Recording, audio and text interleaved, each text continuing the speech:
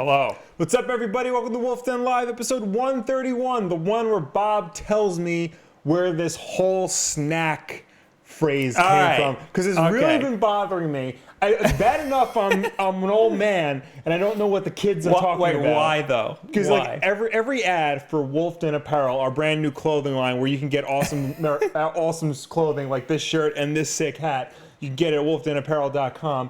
Every ad you do for it, you say you can look like a whole snack. All right, maybe like two. Yeah. Not like everyone, but so it's an internet thing. Okay. It's a thing.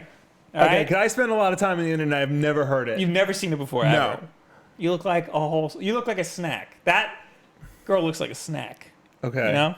You get it? Yeah. Like I could just eat you up. I get it. I don't like it, but I get it. So I'm still it's trying. an internet thing, Yeah. but particularly Aegon. I don't know. Oh, you've met him in real life, actually. Yes. So he's frequents the chat often. Frequents the Twitch streams, twitch.tv/WulffDen. And There you that's go. how you're an OG if you frequent the Twitch streams. Yeah.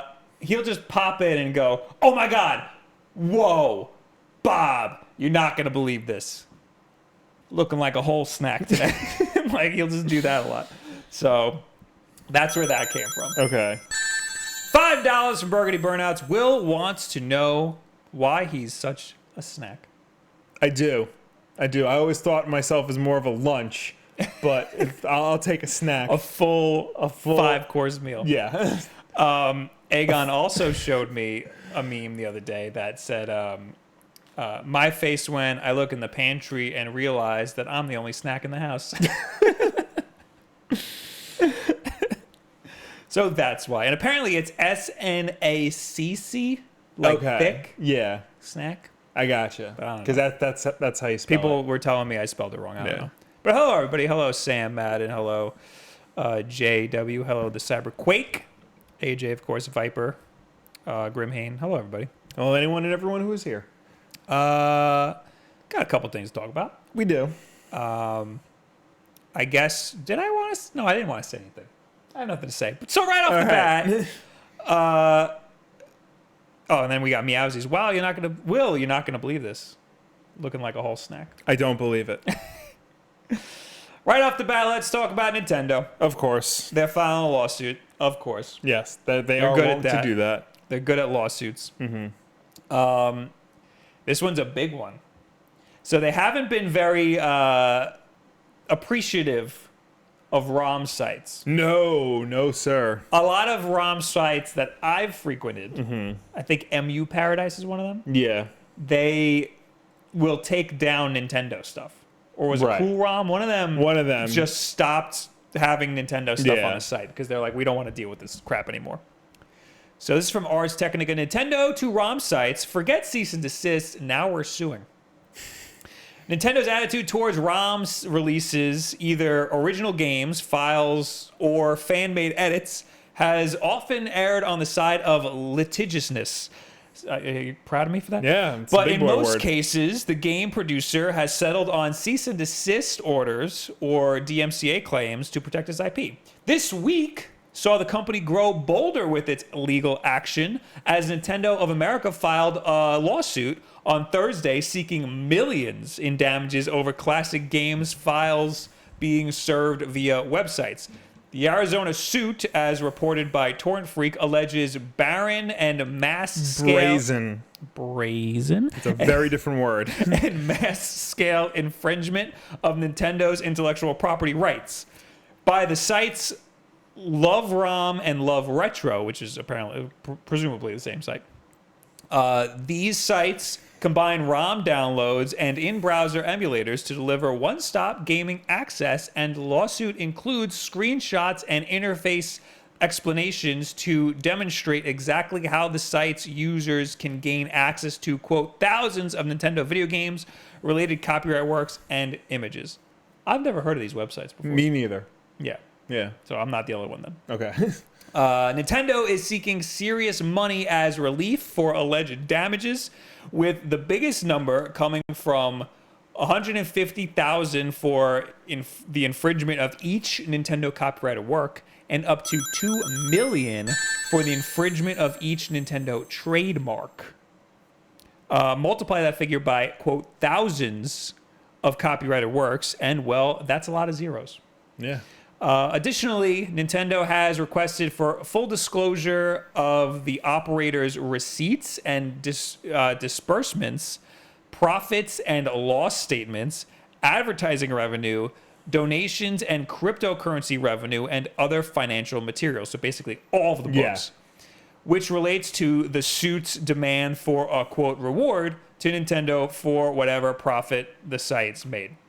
The lawsuit makes a point of describing the named defendants as, quote, not casual gamers, but, quote, sophisticated parties with extensive knowledge of Nintendo's intellectual property and the video game industry more generally. It is possible that the suit uses this language to explain why some ROM sites operators may not draw the same legal fire. Additional alleged paths to revenue may not help matters for the named defendants, as Nintendo alleges that the operators, quote, enrich themselves through, among other things, donations, requests, and the sales of advertising space.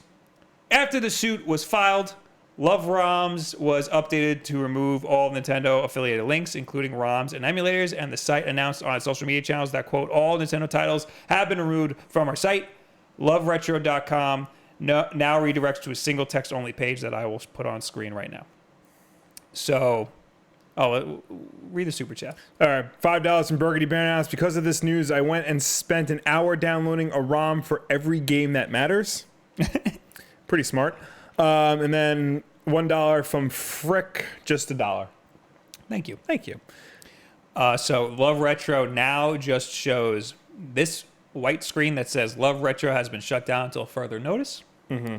And then Love ROMs, same screen. It says Love ROMs has been shut down. Period.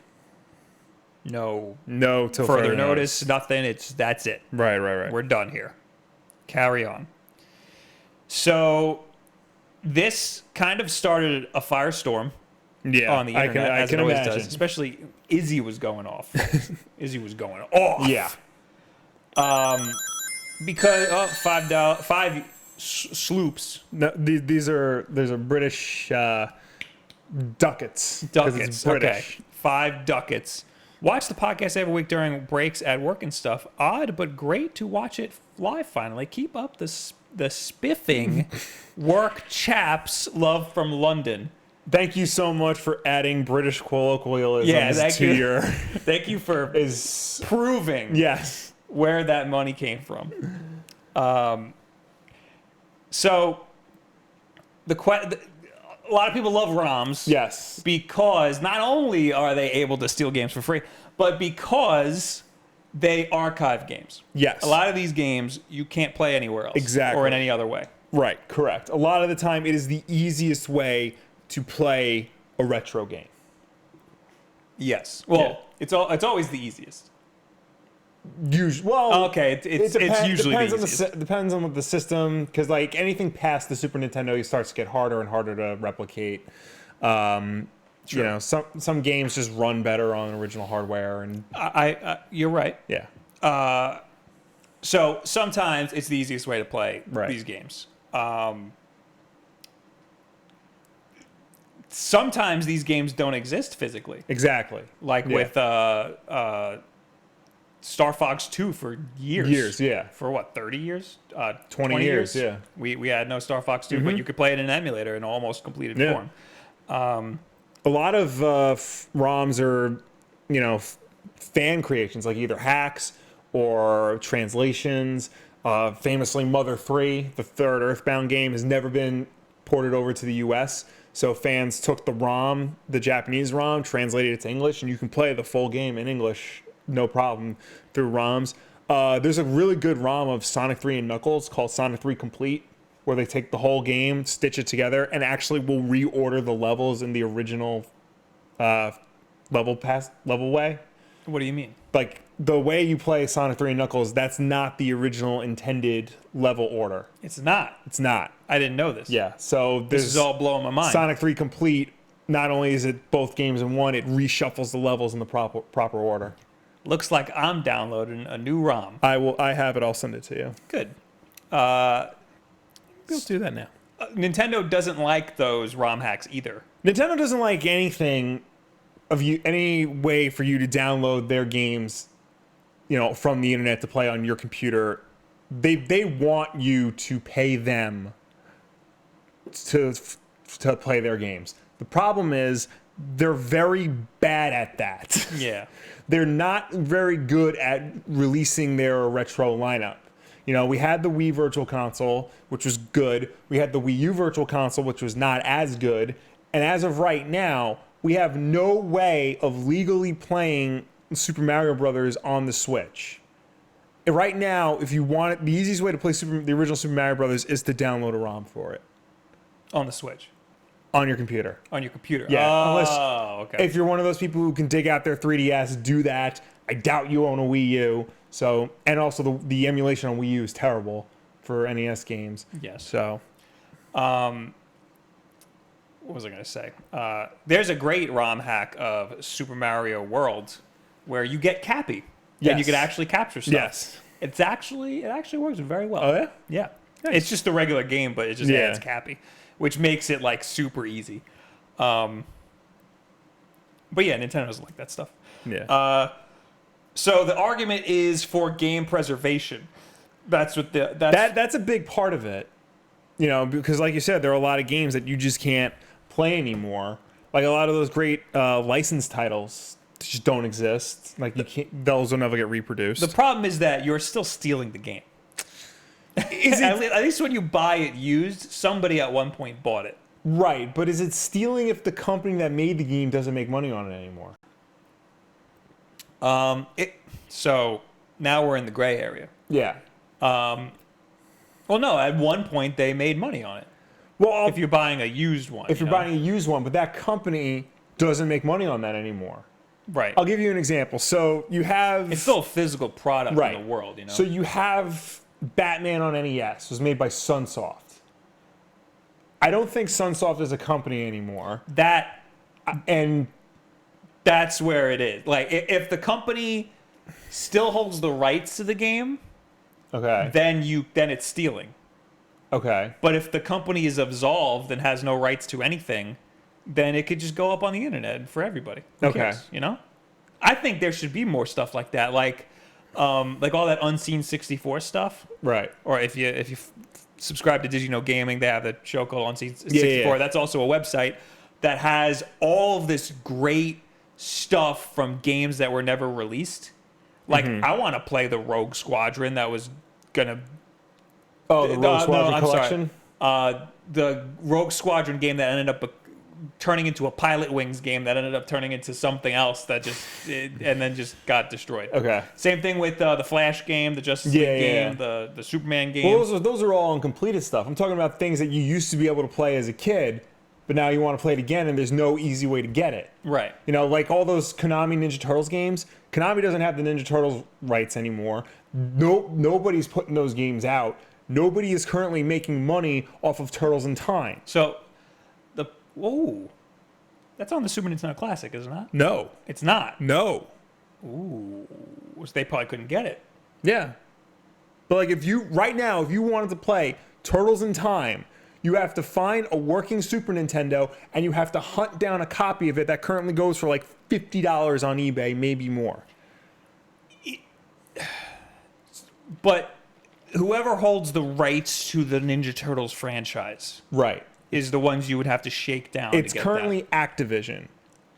Activision has in no way, shape, or form done anything with Turtles in Time specifically. Well, I don't want to play any of the new Activision crap. I want to play Turtles in Time. You have to take it up with Activision, then. I have to actually go to Activision, a company that's definitely not going to listen to me. Well, that's Activision's fault. Right. It's still stealing because they hold the rights to Ninja Turtles. You see what I'm saying? Right. I see what you're saying.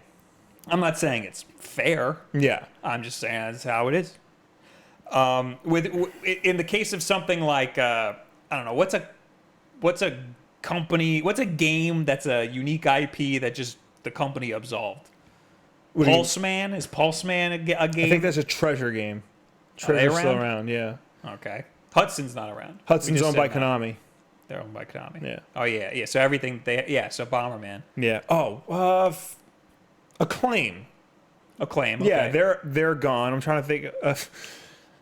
Only I know this game.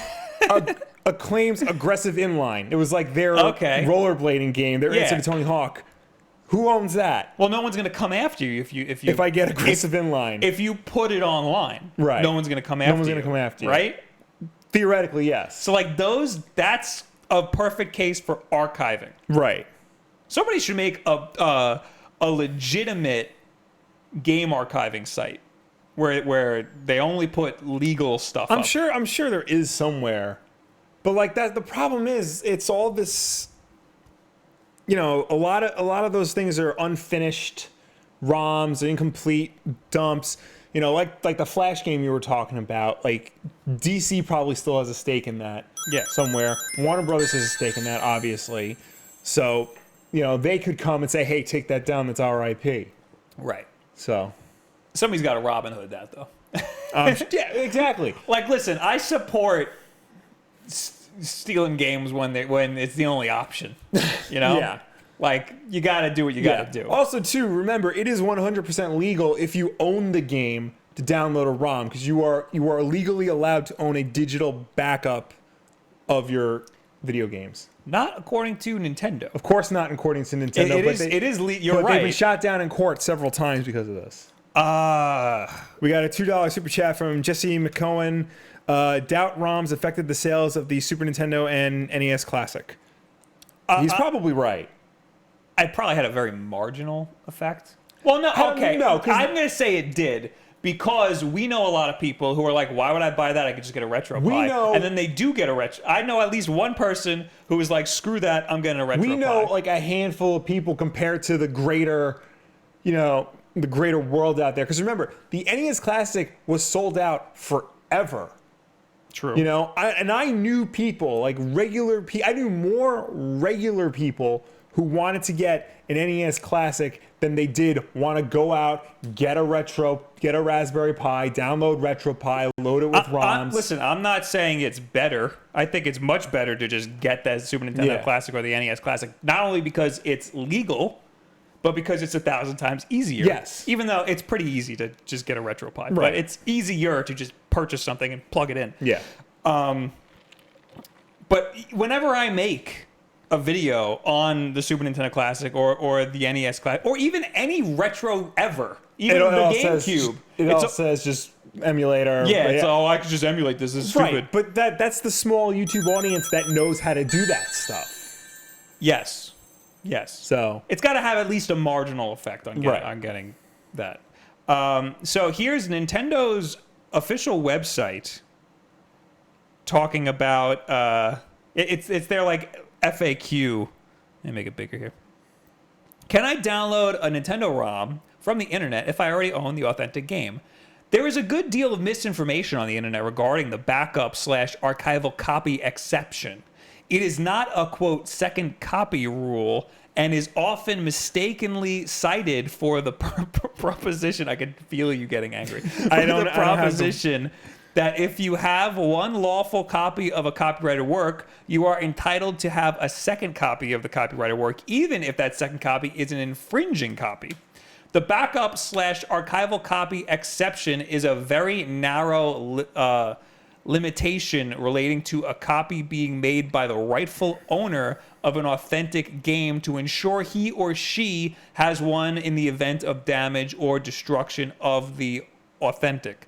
Therefore, whether you have an authentic game or not, or whether you have possession of a Nintendo ROM for a limited amount of time, i.e. 24 hours, it is illegal to download and play a Nintendo ROM from the internet. That whole thing doesn't make any sense. It's their overly complicated way of saying we don't want you to do this. Basically, according to Nintendo, their idea of a digital backup is you physically taking the cart, plugging something into your computer, and then ripping the ROM to your computer yourself. That's That's what they mean in not as many words. In the last sentence here, it says, it is illegal to download and play a Nintendo ROM from the internet. From the internet. If you own the cart and you physically transfer the ROM to your computer yourself, that's not illegal. The backup and archival copy exception is a very narrow limitation relating to a copy being made by the rightful owner of an authentic game to ensure he or she has, in the event of damage or destruction of the authentic. Therefore, whether you have an authentic game or not, or whether you have possession of a Nintendo ROM for a limited amount of time, i.e. 24 hours, is illegal. Okay. Is illegal to download and play. They're specifically talking about downloading. Right. That's still... They're wrong, though, about it being illegal. You have the right to a backup of the piece of media that you own. I guess they're saying that the one that you download off the internet isn't a copy of the one that I think that's what they're trying have? to argue. Yes. Okay, that is stupid. Yeah. They are dumb. Yeah. So me and Nintendo don't agree there. There's other things on, like they have on their website. What is a Nintendo ROM? A Nintendo ROM is a type of chip used in Nintendo's video game cartridge, which contains the game software. However, the term is commonly used on many game sites on the internet and refers to game data that was copied from an authentic video game cartridge. And then they do the same thing with emulators. Nintendo ROMs then work with the Nintendo Emulator to enable gameplay on unauthorized hardware such as personal computer, a modified console, etc. So yeah, Nintendo don't want to, even though Nintendo doesn't have their own archives of their own games. I remember reading somewhere, and I think this is a rumor, but whenever they port Super Mario Brothers like to the Virtual Console, and I'm assuming the Switch eventually, it's a downloaded ROM from the internet. The original Super Mario Brothers on the WiiWare was downloaded off the internet. Right. There's a lot of back and forth about that. Like people don't. Everybody says it's downloaded off the internet because you can see there's like a file in there that it's wrapped in a container that somebody wrote. Yeah. But other people are saying that container, anybody could do that, and that has to be there or something. I don't know. So, but there's other cases where people do that. Yeah. Like, a certain someone who used to work at a distribution place and used to download things off the internet. Yep. Just because they had to. Yep. Like, it happens. Yeah. Sometimes, like, I lost this thing. Let me just download it. Oh, yeah. So, but I just, it's still stealing, though, even for archival purposes. The problem with all sorts of piracy is, and we've seen this with music and movies, when you make it easy to get access to the thing the person wants, they will pirate it. They will pirate less to the point of not pirating anymore. That's Izzy's big and I agree with him. Yeah. Because like now that we have Spotify, nobody really pirates music. Now that we have Netflix and Amazon Prime and Hulu and all these other services, nobody really pirates movies anymore. Well, he's saying instead of going after the ROM websites for millions of dollars that they don't have, just make it easier for us to download your stuff. Yeah, it should be. Like, why wasn't the Switch Online, Classics Collection ready at launch? That's the easiest. Or now. Yeah. It's been over a year. Exactly. That's the easiest thing they could have done. It's not that hard to replicate NES and SNES games. If at launch they said you can play 20, classics here and there from these consoles, the second the system goes live, that would have cut down on piracy. B, that would have been a system seller.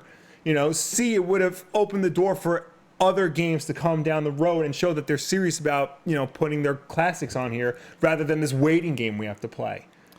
It worked for the music industry. Yeah. Nobody pirates music anymore. Yeah. Because it's just so much easier to stream it. Mm-hmm. Or you can even YouTube most of the stuff, which a lot of that's pirated too. Yeah. 2 super chats. One from Joaquin Fernandez, who says, oh, it's $2. Thoughts on Hori GameCube Pro Controller? I think it looks awesome. I didn't actually put that.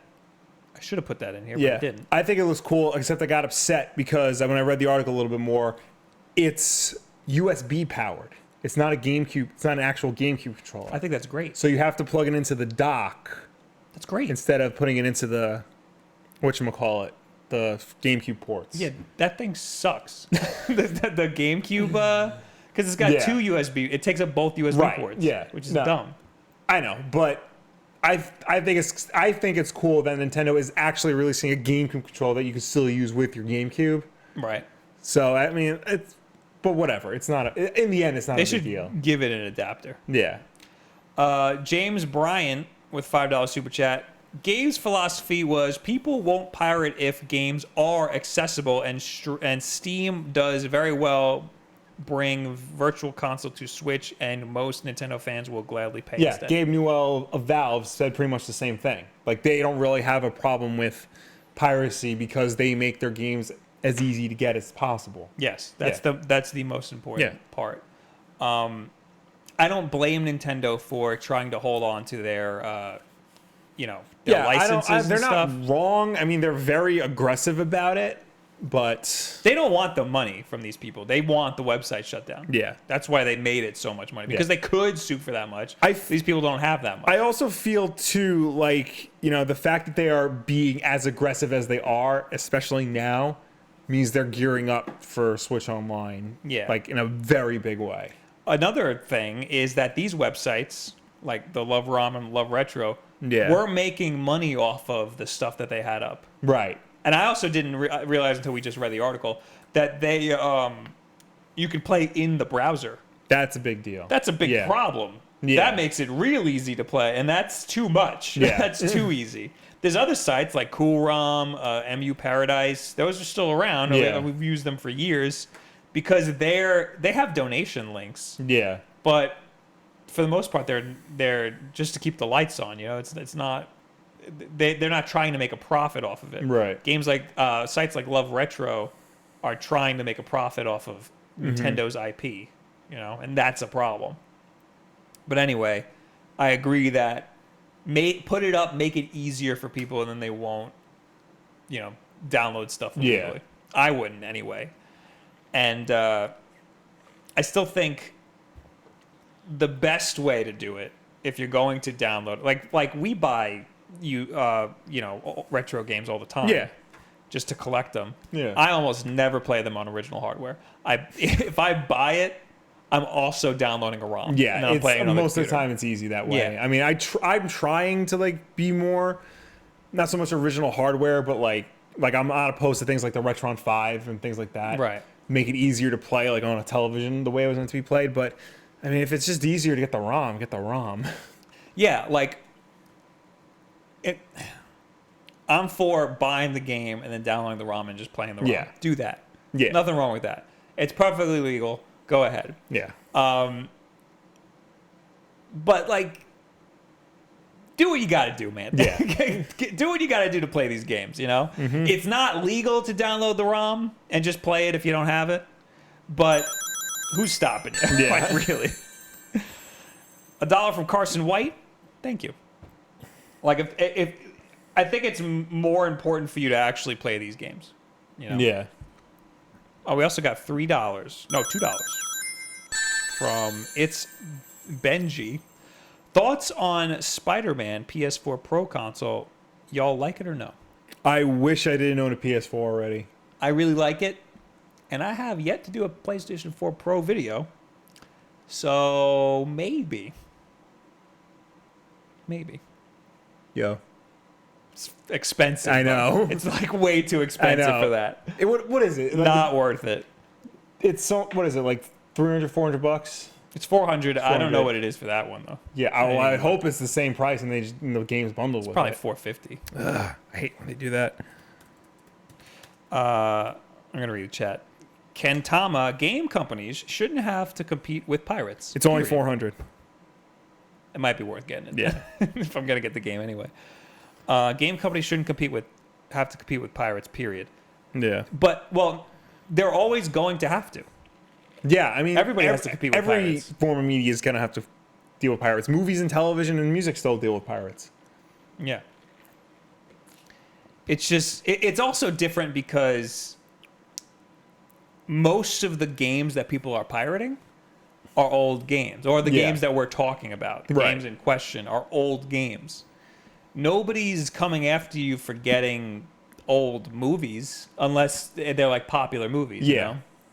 But for the most part, like you're trying to archive those movies, you know? It's a very weird gray area, but I say do what you got to do to play these things, but err on the side of shoving your damn money back in their faces because they deserve it for making the freaking game. Games back then were still just as expensive. Yeah. Actually, no, they're more expensive to make now. But they're more expensive to make now. They're cheaper than ever to buy. Yes. Yeah, that's how it is. But still, you know, they were always expensive to make. Yeah. They're more expensive to make now, but they were always expensive to make. Guilty says, if they take down sites, at least release the games, cough, some kind of virtual console cough. No, he said cough, some kind of virtual console couch. Kessor says, the most downloaded ROM on every site I want to was a Mario game in the top 3 out of 5. Yeah, obviously. Yeah. Yeah, I have a lot of Mario ROMs downloaded, but I also have a lot of Mario games. Yes. So I'm allowed to. All right. Moral of the story is it's kind of immoral to download ROMs. Yeah. But there's a little bit of a gray area. Err on the side of doing the right thing there. Yes. Slurpee with 2 A's. Says, I missed the stream, Bob. Was Toad any good? What? Captain Toad? That was last week. Toad was great. Captain Toad is awesome. I have the demo. I haven't had a chance to play it yet. It is very good. I would like to. I'm a very big fan. Yes. Will complete. All right, moving on. Microsoft... A lot of Microsoft things. Is making not 1, but 2 next-gen consoles, including a streaming machine that'll be cheaper than the average Xbox. I have to start this article in the middle because the beginning is a lot of garbage that we don't need. We've known about Project Scarlet for a while. The next-gen Xbox designed to build up the immense processing power of the Xbox One S. The Xbox One S. X. Gonna give it to you. But what about Project Scarlet Cloud? Oh. You idiot. This is from Games Radar. That's apparently the code name for a second console in the works at Microsoft, one that intends to invest in the streaming-only future of interactive entertainment, according to a new report from Thurrott. I've never heard of that. Thurrott. I'm guessing. Which has accurately leaked industry information before. They never close their parentheses. According to this report, Scarlet Cloud is a game streaming box/subscription service that'll be a lot cheaper than traditional Xbox consoles, utilizing cloud technology to provide high-quality gaming with little consumptional power from the box itself. Instead, most of the software will run externally via streaming as part of a subscription service similar to Netflix or what NVIDIA currently offers with the NVIDIA Shield. This would make sense for Microsoft, which has been finding much more success with digital subscription services like the Game Pass than actual hardware sales. Wait, what? They've been finding more success with their digital subscriptions than the actual sales of the Xbox One system. Oh. Okay, well, that makes sense. Because everybody who wants one has one already. Yeah. And you buy the system, you need the Game Pass also. Well, you don't need it, but like it's a good thing to have. It's 100 games for $10 a month. I mean, you buy the Game Pass, you need the system. Yeah. You need the system to have the Game Pass. Right. So that's why there's more sales for the freaking Game Pass, because people who have it have the system already. Yeah. Anyway. Although Game Pass isn't on Windows, is it? I feel like it is. I'll look that up. You look that up. Yeah. And cooperates with Phil Spencer's previous comments, affirming a belief in streaming as the future of video games, in which he also confirmed that the company was developing the technology for upcoming hardware. Interestingly enough, reports of similar product from Google have also recently surfaced, which could pit Microsoft against a new industry titan alongside a traditional competitor in Sony. Notice no mention of Nintendo at all. Yeah. Scarlet Cloud will apparently release in conjunction with the traditional Xbox One successor, Project Scarlet, which Thurrott states is in 2020, just 2 years from now, which is a long time, actually. Game Pass is available on Windows 10 over the Xbox app. So you probably need an Xbox already. Right? Maybe just an account. Maybe, yeah. If that's the case, it's likely that we'll hear more about both products by E3 2019 at the latest. Though timelines are always subject to change after multiple false starts with the Xbox One, which Spencer... There's a typo here. Are still paying the price for. It sounds like Microsoft... Spencer et al. Are still... Is that a thing? That's a thing, yeah. What does that mean? It means and everybody. Spencer et al. Yeah. Is that like a Latin thing? Yeah, it's like et cetera. I've never seen that You've before. never seen that before. No. I'm also not... Literate. I know read words good. Will. Yeah. It sounds like Microsoft is planning to play the long game with Scarlet Cloud, and it has every chance to pay off for the big word in the future. Beleaguered brand. What does that mean? Troubled. Bob. Never heard that before either. You've Will. never heard of beleaguered. Nope. Sounds like a villain. Yeah, it does. Ken Key, $2 super chat. Hey, big fan. You guys are hilarious. You guys are hilarious, knowledgeable. Not knowledgeable enough to know what apparently not. beleaguered and et al. Means.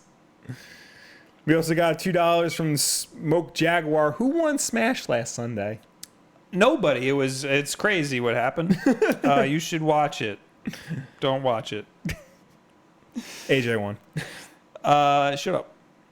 Also, somebody in the chat said, Petro in the chat says, "What a waste of $2! LOL! Ha ha ha ha!" I think because we didn't immediately read the super chat. Yeah. Anyway, so Microsoft, they got Project Scarlet coming out. Yes.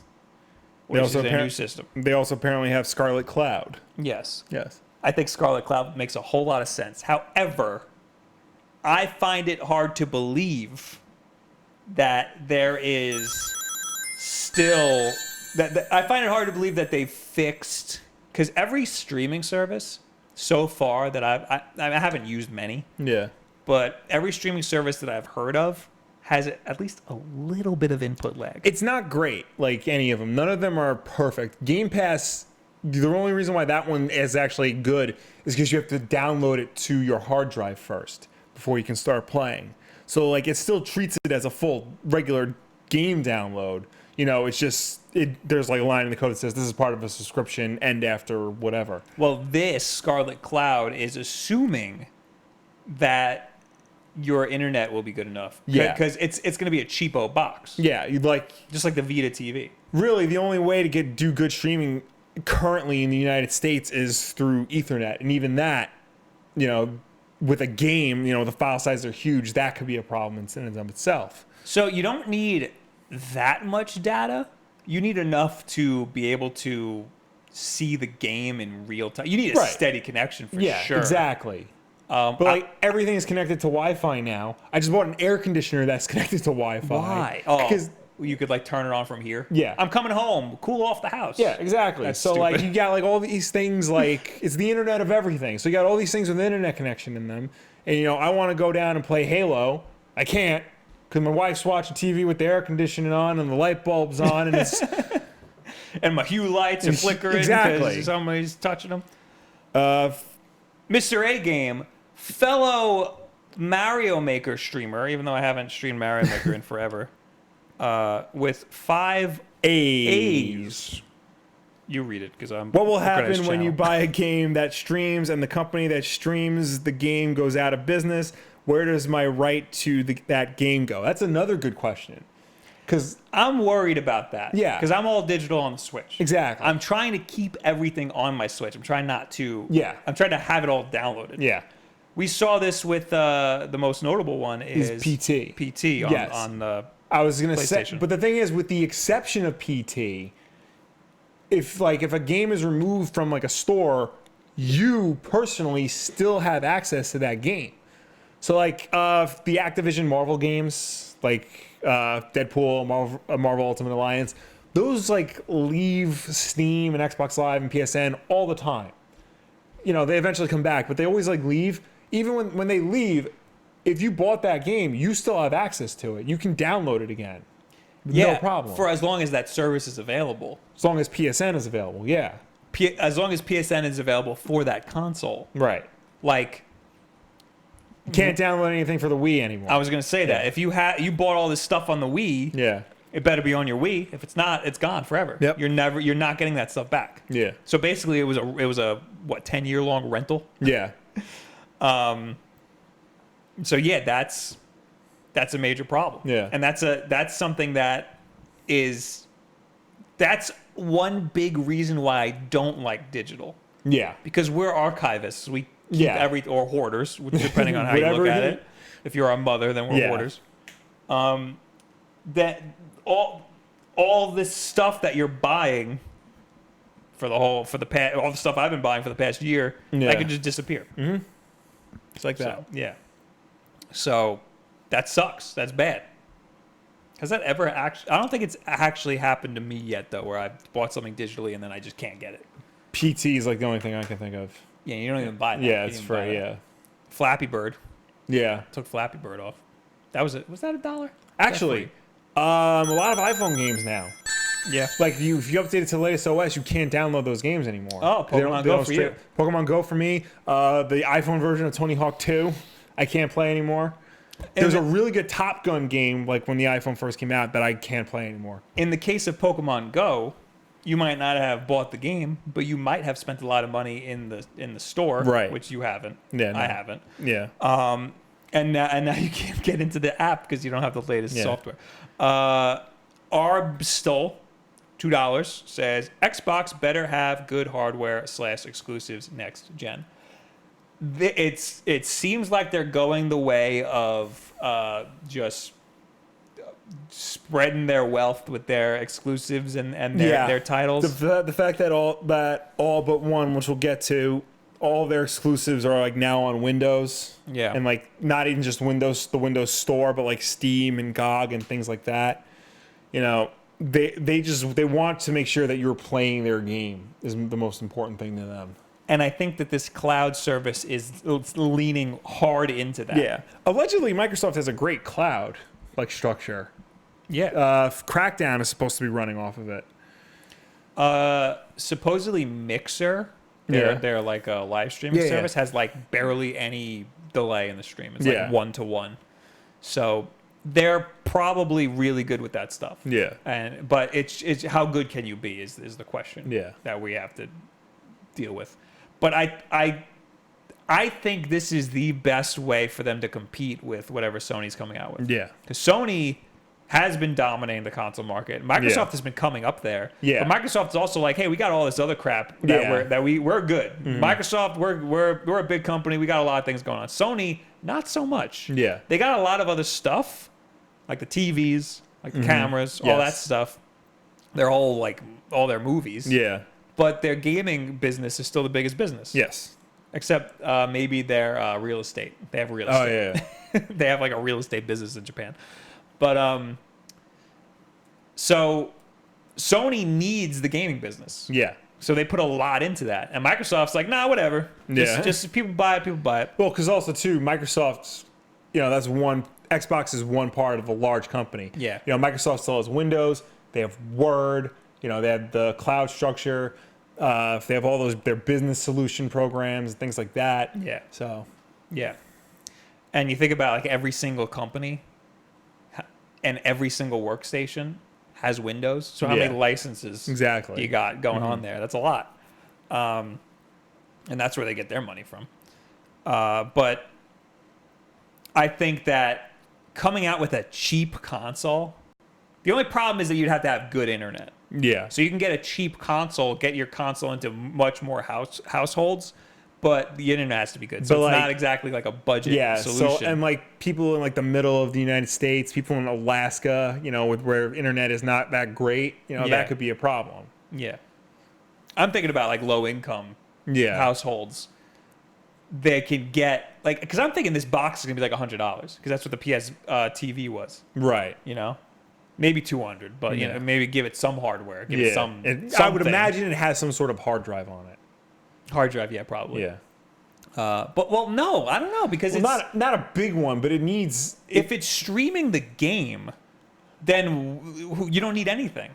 I guess. Like an Apple TV, like a Vita TV. Well, Apple TV still has a hard drive in it. Yeah, Apple TV does. Yeah. Well, you have to store the movies. Store the movies, the stuff. apps, and things like that. I'm sure it's going to have something. But if you're streaming the game, The processing there's power, would have to be like, outsourced to the cloud computer and stuff. But it would still need something to hold. Like, I'm sure save games can still get saved to the hard drive. well, as no, a who backup. cares? It'll be on the cloud. It'll be on the cloud, but it would be nice to have like a backup somewhere. It'd be nice, and that's why you buy the physical one. Me and you are gonna be buying the physical. We're not buying the freaking cloud thing. I'm already like 90% digital with my Xbox game, so. Yeah, but I am not gonna be able to deal with that latency. And the second I get lag, I'm gonna be furious. I'm just not at this juncture not for a cloud-based video game system.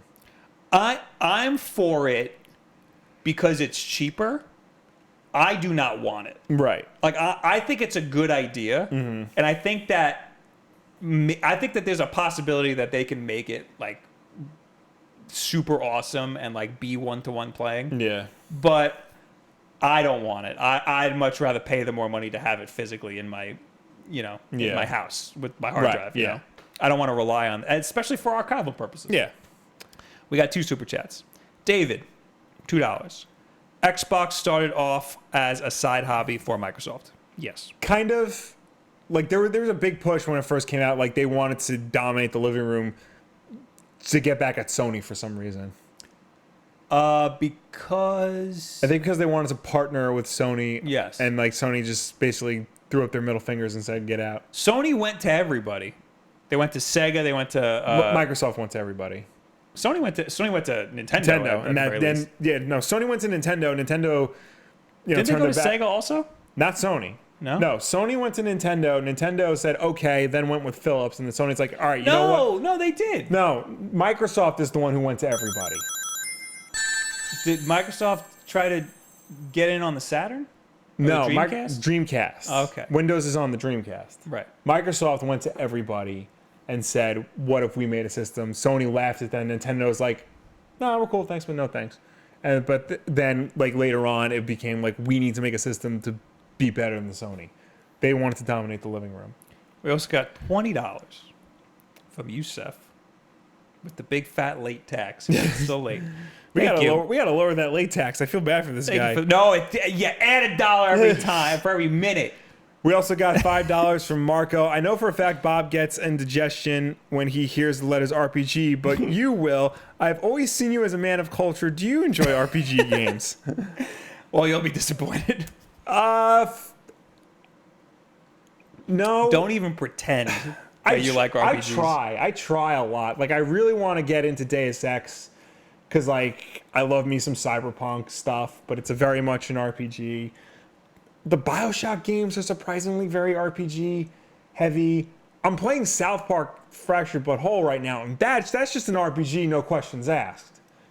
I think I'm enjoying that more because it's South Park. I think,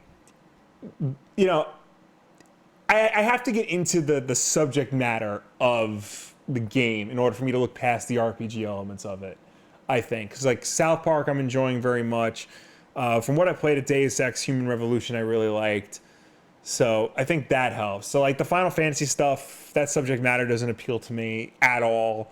Like, most JRPG subject matter doesn't appeal to me, but, I'm more willing to give it a shot. Anthony Piscini in the chat says, boys. Hello. Hey. Subject matter is important in RPGs. A lot of RPGs rely heavily on the story. Yeah. I don't care. I mean, yeah, story's important. I like a good story. Yeah. But like, I'm playing a freaking game. I'm not playing a movie. Right. I want gameplay. I want control over everything. Turn-based garbage. Like, come on. South Park's got this weird battle system. It's turn-based, but like you can move around the field. Like you can like do certain button presses, like timed right. You can do more damage and stuff. Is it like? It's like Paper Mario. Paper Mario I was down with. I don't know why, but I was like totally cool with Paper Mario. Probably because I was like into that world. Yeah. I was gonna say, what's it called? Star Wars. Oh, KOTOR. Yeah, Knights of the Old Republic. Yeah. That it's not turn-based. I don't. But yeah. It's like a weird hybrid. That combat system confuses the hell out of me. One of these days, I'm actually gonna try and play more than 5 minutes of it. You get that a lot in MMOs. Yeah. That type of combat system. And I'm cool with that. Yeah. I like that a lot better than turn-based. Do we own Jade Empire on the original Xbox? It's what BioWare made right after KOTOR. And apparently it's the same game, but in feudal Japan, and it's real-time combat. Oh, we definitely don't own that. Why the hell would we own that? I don't know. Is it like a rare game? I don't think so. I think, it's just one of those Xbox games everybody had. We never owned an original Xbox. Yeah. But we have the Bible game. We do. And the Guy game. The Guy game. No, that's for PS2, I think. Yeah. Slick J says, what about Pokemon? I knew someone was going to say that when I said I don't like turn-based. And he says... We do own Jade Empire, according to this. According to our database. I don't know. You went through this weird phase of buying original Xbox all the games. Xbox games that we have. Original Xbox. Yeah. Aggressive Inline. Why? That was you. That was me.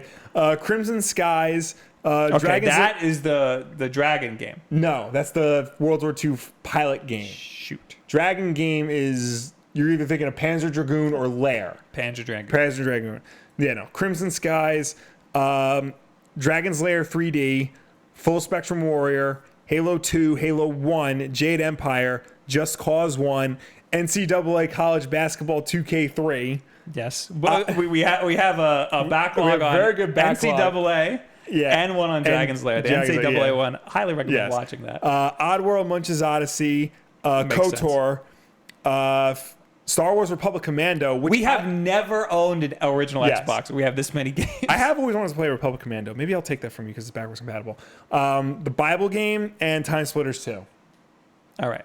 I would like to say that Time Splitters 2, we have no way of playing Time Splitters 2 on Xbox because it's not backwards compatible on the 360 or the Xbox One. What do we have for the GameCube? Is it Time Splitters Future Perfect? We have Time Splitters 2. So we have 2 copies of Time Splitters 2. Yes, we have one that we can play and one we can't. And we do not have Future Perfect. Correct. Future Perfect is apparently hard to find and expensive. I think that is widescreen on the Xbox and 2 is not. I can see that. That's weird. It's very weird. Isn't that weird? Yeah. That is weird. A lot of games from that era, like some were widescreen, some weren't, because it was new. Let me finish Slick J. Yeah, sorry. He said, what about Pokemon? And they said, I know the new gens alienate their fans, but what about the old school ones? I think he's just asking. That's an RPG. Yeah. I got the same problems with that than I do with every RPG. Yeah. I tolerate it because it's a good game. But the first gen, now that I'm replaying it, got a lot of dumb problems. A lot of stupid things that could easily be fixed. Yeah. A lot of moves are super broken. A lot of the different types, like they should be weak to certain things and they're really not. Yeah. It's stupid. There's that. It's very hard to tell what to do or where to go. A lot more than I was expecting because I beat it when I was freaking, like 8? Yeah. And I had a fine time with it. Didn't need anybody to tell me anything. Yeah. But what really happened was I just sat there for 100 hours just running around. Yep. Well, actually, no, we had the guide. Did we have the guide? I don't know if we had the guide. We do a lot of people who were playing it, though. Yeah, that's so, like, true. they would help us out. That's We'd true. bring it to school, trade back and forth. Yeah, so there was a lot of that. Yeah. It was a phenomenon. Yeah, that's exactly. why it was. But, Yeah. like, now I'm looking things up every 5 seconds to figure out what to do or where to go. And even the president of the Pokemon company, no, not the president, the game director of the new game, said Gen 1, it was very difficult to figure out what to do or where to go. So we're trying to fix that with Let's Go. Let's Go. Yeah. So, they're even acknowledging that. Yeah. So Pokemon's great, but Gen 1 still had some problems. Yeah. Anyway, where were we even talking about? We're talking about Microsoft. I think it's great they make it a streaming console. Hopefully it's good. I don't think we're ready for it yet, but if they're saying 2020. That's 2020. why I think. Yeah, I honestly don't think we'll be ready for it for a while. Yeah. I mean, if they come out with 2 versions, one streaming only and one traditional. Well, they are. That's the rumor. All right, so we'll see how that goes. I don't think we're the infrastructure in this country for streaming games. We still have problems with 4K movies, so games might be another. Our internet structure here is awful. So that's the biggest deterrent. Yeah. But I think that it's a clear direction that gaming is going. Yeah. Because especially if it's cheap, Yeah.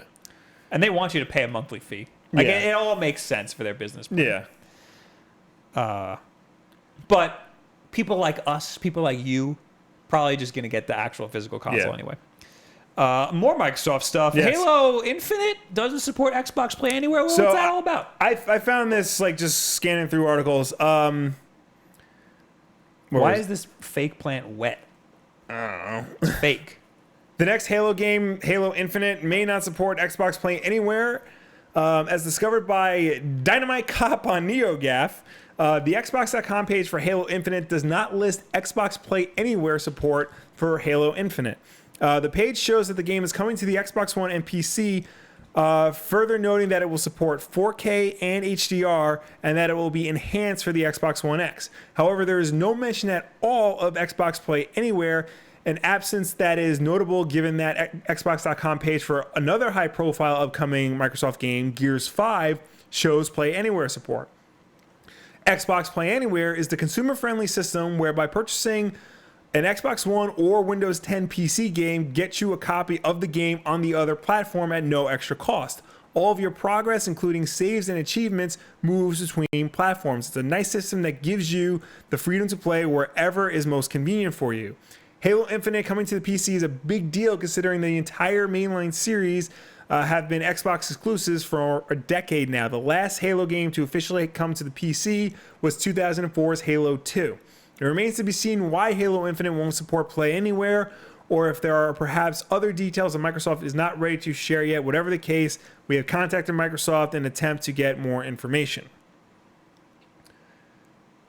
It is very strange because after a certain point, every first party Microsoft game gets every single feature that they're pushing. Every first party Microsoft game is going to be on a Game Pass at launch. They're all going to support Play Anywhere at launch. They're all going to be Xbox and Windows 10 games at launch. So every Microsoft first party or exclusive is also on PC. Right. Except for the Halo games. Correct. They're never. Well, they said Halo 2. Halo 2 was the last one. Yeah, they're never. Yeah, I think Halo and Gears. Combat Evolved took a long time to come out on PC. Yeah. I think even after 2. Might have been, yeah. Yeah. And Halo 2, I remember the big deal with that was you needed Windows Vista to play. Oh my God. Yeah. Yeah. So, this makes sense because they're weird about Halo. It stays on Xbox. It is very weird. I mean, it's interesting that they're giving it, but they're giving it a PC port anyway. It's still coming to Windows. Oh, it is. Yeah, but it's not compatible with Play Anywhere. That's dumb. It's very strange. So, I also think that this game isn't anywhere near finished. Oh, probably that not. was just an engine demo that we saw at E3. Yeah. So I think that there's plenty of time for them to add Play Anywhere. Probably. I just think it's too early for them to even They're think probably about that. still trying to figure out if it's possible with the engine they have. That's also true. Yeah. So maybe they're just not making any promises. Maybe, but at the same time, you would think they would just put that up there. As a bullet point, because like I said, every single first party Microsoft game that they've been putting out has all the features and the services that they offer. They're all Xbox Live, they're all part of Game Pass, they're all part of Play Anywhere. It's definitely weird to not even consider Play Anywhere. Every other game, oh, by the way, if you're going to be a Microsoft exclusive, you need Play Anywhere. Yeah. It's weird for Halo to be left out of that. Yeah. But I think that there's still hope for that for Play Anywhere. Mm-hmm. As if anybody cares. Who cares? Yeah. You're going to buy it on the disc anyway. You're not even going to use Play Anywhere. Grimhane says, forget 4K streaming. You guys couldn't even stream 1080p when you were away from home. That's true. There you go. He's got us. It's true. Listen, we wanted things to go as smoothly as possible. Yeah. So yeah. Yeah. Again, I don't care. I don't use Play Anywhere. It's a cool idea. I don't use it either, but I think for the people who do, that's a very nice feature to have. Like part of the reason why the Switch is so great is because, you have it, you play your console, and then all of a sudden you can take the game with you. Yeah. Microsoft is taking it basically the step further by, you have it on the Xbox, and then if you got to go somewhere, you take it on your laptop. It's basically what crossplay and cross-buy between the PS4 and the Vita should have been. It's a big problem for us though. Yeah. Because we got Macs. We got Macs everywhere. But what about Sony had it for Macs? They had their own version for Macs. That was PlayStation Now. Oh, okay. Yeah, Okay. I don't think they had That makes sense. Yeah, I don't think it supports Macs anymore. I think they got rid of it. It doesn't support a lot of things. PlayStation Now dropped support for everything. I think it only supports PS4 and Windows. Yeah, not even Vita TV. Not even Vita. But if let's say PlayStation 5 supports a streaming service over a Mac, that would be insane. Yeah. And I would be for that over Microsoft. Except I'm sure Microsoft's streaming service would be better than PlayStation's streaming service. Big Shot likes to talk a big game about me cheating in Mega Man. Do you know how? How? I looked stuff up. Is that cheating, Will? A lot of people will say that if you use a guide, it's cheating. No. If you're asked, if I were to say to you, hey, how did you beat this? You go, oh, you got to do this, this, and this. Okay, thank you. That's not cheating. Using a guide is exactly the same as asking your friend what to do in a certain part. That's it. Thank you, Will. Big Shot, you can shut the hell up from now until forever. Thomas, with 5 real hard American dollars. God bless real hard American dollars. Says, hey, Bob, off topic and random, what kind of band were you in? I noticed we're mutual friends on Facebook. Oh. With the drummer from Table Talk. Who is that? I don't know who that is. Piscini, you still here? Piscini is my connection to everybody on Long Island. Yeah. So if Especially Piscini doesn't in the know, music world, then I don't know. I was in a hardcore band. I was also in a pop punk band. Mm-hmm. That's it. And I was in an indie band. Yes. I was in a bunch of bands. Will was in grunge band, would you call it? I don't know what we were. I compared us to Fugazi a lot. That was the closest I can find. It's a punk band. Yeah, not your traditional punk band. More like Fugazi. Yeah, I was in a band like that. I played your rhythm guitar, I played your bass guitar. It was a good rhythm section. I played the drums.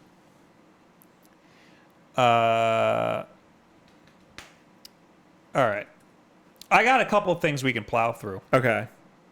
We can plow through most of my stuff. All right, let's plow through everything now. All right. This is you now too. Also, actually, Yeah. Amazon begins taking pre-orders for a Nintendo Switch Online subscription. This is quick. This is Brandon. So basically, go on Amazon. You can pre-order subscriptions for Nintendo Switch Online. You can pre-order the 3-month plan or the 12-month plan. Not the family plan. Just those 2 plans. How much is the family plan? It's $30 or $40 a year.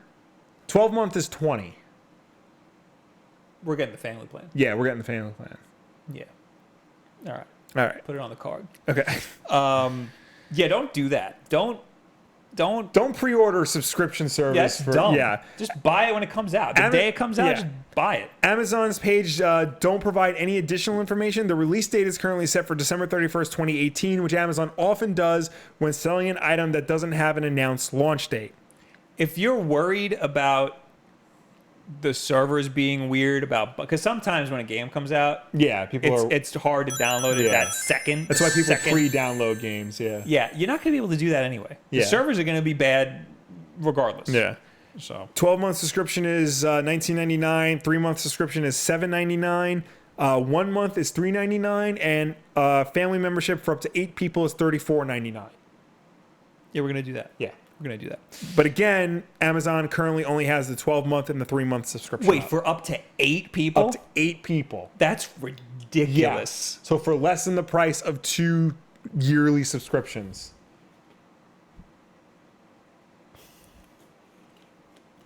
Who are we gonna give we got 8. We're gonna have 8. I'm trying real hard to get my wife into Pokemon. Okay. So I'm probably just going to buy her a Switch and a copy of Pokemon, put her on the account. That makes a lot of sense. Mr. Snappy Paws, $2. Fallout 76 rumored for Switch, and your opinion is? I feel like if we're not going to get Fallout 4 on the Switch, we're not going to get Fallout 76. I feel like we would get 4 before 76. Exactly. Yeah. 76 is their big shtick there is multiplayer. Yeah, online multiplayer. And the Switch isn't really set up for that, especially right now. So maybe they're waiting for Switch Online. Yeah, maybe maybe like in another year. Yeah, we'll get it because that's like what Bethesda's been doing. A lot of online games like are waiting for Switch Online. Yeah, but also because Bethesda. They did it with Wolfenstein. Yeah, they delay to make sure they can put it on the Switch properly. Yeah, so maybe not at launch. Definitely not. You're not seeing Fallout 76 at launch, but maybe later. So that's that with Amazon. Yeah. Paladins is now available for free as a download on the Switch. Cool. Now, the reason I bring this up is because we got a lot of crap. We do get a lot of crap for Paladins. Being like, why is it paid? Apparently the Founders Pack, if you had to pay for it, but now it's free. Like if you bought it early, that was for people who it was available. If you wanted it early, you had to pay for it. Right. Now it's free. It's all stupid. It's an Overwatch ripoff. I don't care about it. Mm-hmm. Get out of my face. But if you want it, it's free now. But so is Fortnite. So why would you ever download Paladins? Yeah. It doesn't make any sense to me. None of this makes any sense to me. I mean, Paladins apparently has a big fan base. Except Overwatch isn't on Switch. That's the only reason I can see getting Paladins. Also, though, the Switch accounted for 52% of Sonic Mania Plus's launch week sales. And you know what? That's they accounted crazy. for mine and yours. Yes. Well, yours wasn't an actual sale. Right. I mean, that's all. Yeah. That's all. That's pretty cool. Article. I mean, I figured Sonic Mania sold the best on Switch to begin with.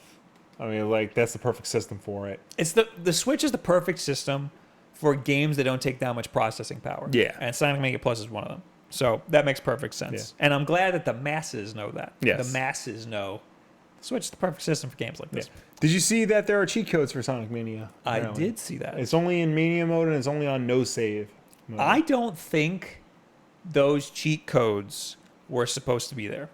I think that's a dev mode. Well, you have to access debug mode in order to... Yeah. Oh, so it is a debug mode. Yeah. So yes. Yeah. So then well, debug mode is a cheat you can unlock. Yeah, but it's meant for game testing. Right. Well, the old Sonic games you can access debug mode by entering a code.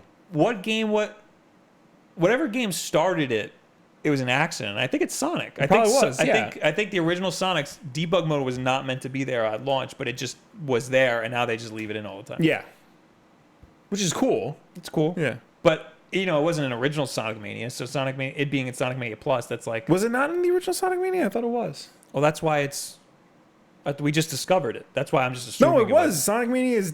Yeah, this is an article from last year. August 17, 2017. Oh, debug mode's there, but the codes weren't there. Yeah. Okay.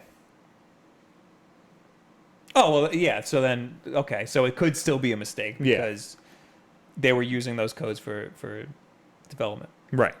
Oh, we don't know. But the original debug modes were meant for development. Yes. And they snuck out, and then people were like, oh, I guess we could leave these in. Yeah. All right. Next. Peach's Castle returns to Super Smash Bros.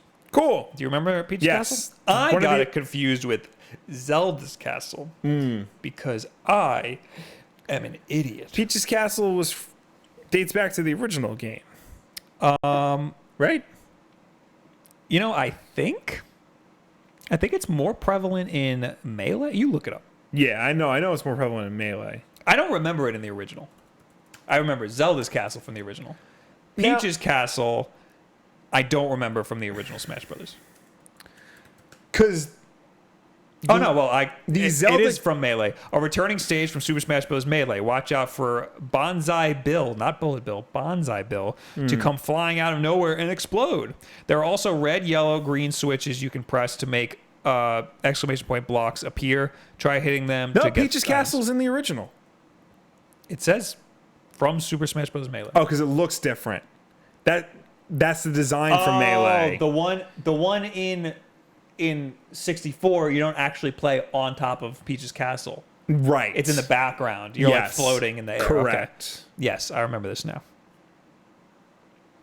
But this is the one from Melee where you're actually on Peach's castle. Right. Also, a few weeks ago, or like a week ago, what is it? Where is it? Where is it? Where is it? Come on now. Oh, on the 17th, they said, you can now listen to Snake Eater. The original version was the opening theme song for Metal Gear Solid 3. This time, it's an arrangement by Nobuku Toda. So Snake Eater is going to be in Smash Bros. Yes. They got to put those games on the Switch. Yeah, I want Metal Gear in some form on the Switch. I will play whatever Metal Gear you put on the Switch. I will play it. I mean, I'm sure it'd be easy for them. Not like easy, but like the Metal Gear HD collection. So Sons of Liberty, Snake Eater, Peace Walker. Because they already ported those to like all the other systems. I mean, I really want Metal Gear Solid 5 on the Switch. That's not going to happen. If Kojima was there and Konami still had faith in that, it would totally happen because it was on last gen system. That's true. You know? Yeah. So, anyway, did you know? I found this out from a press email. We never get information from those. Yes. They're releasing a Commodore 64 Mini. I did know this. And it looks dumb as hell. This site is just a ripoff of the hand holding it. Yeah. This doesn't look that mini, especially compared to the NES. Yeah. But the Commodore 64, it's probably the same scale because the Commodore 64 is a massive console. Also, I'm pretty sure that's a full working keyboard. Yes. That's the thing. They got to fit a full keyboard on there. And that's another thing. Why would you want a mini version of a full working keyboard? I remember a few years ago they released a full-size reproduction of the Commodore 64 with like USB ports and stuff, like to keep it modern. This one has USB ports. Yes, also? This is basically a miniature version of that. High definition output to 720p via HDMI, pixel perfect graphics at 4:3 ratio with full width CRT filters and US European display mode options. Save game function, 2 USB ports. Plug in a USB keyboard and use the fully functional home computer with C64 Basic or add a second joystick for 2-player games. So it's not a full functioning keyboard. The keyboard keys are not functional. Oh, okay. So then you're not going to sit there and try to... But I'd imagine some games required the keyboard. Yes. Yeah, even like to boot them. So what the hell? Also supports software updates via USB flash drive, and you can load ROMs onto it. Oh, so you have to plug in another keyboard if you want to play some of those games that require a keyboard. Correct. Okay.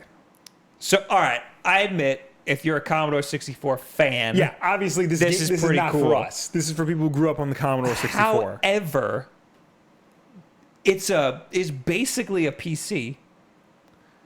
So...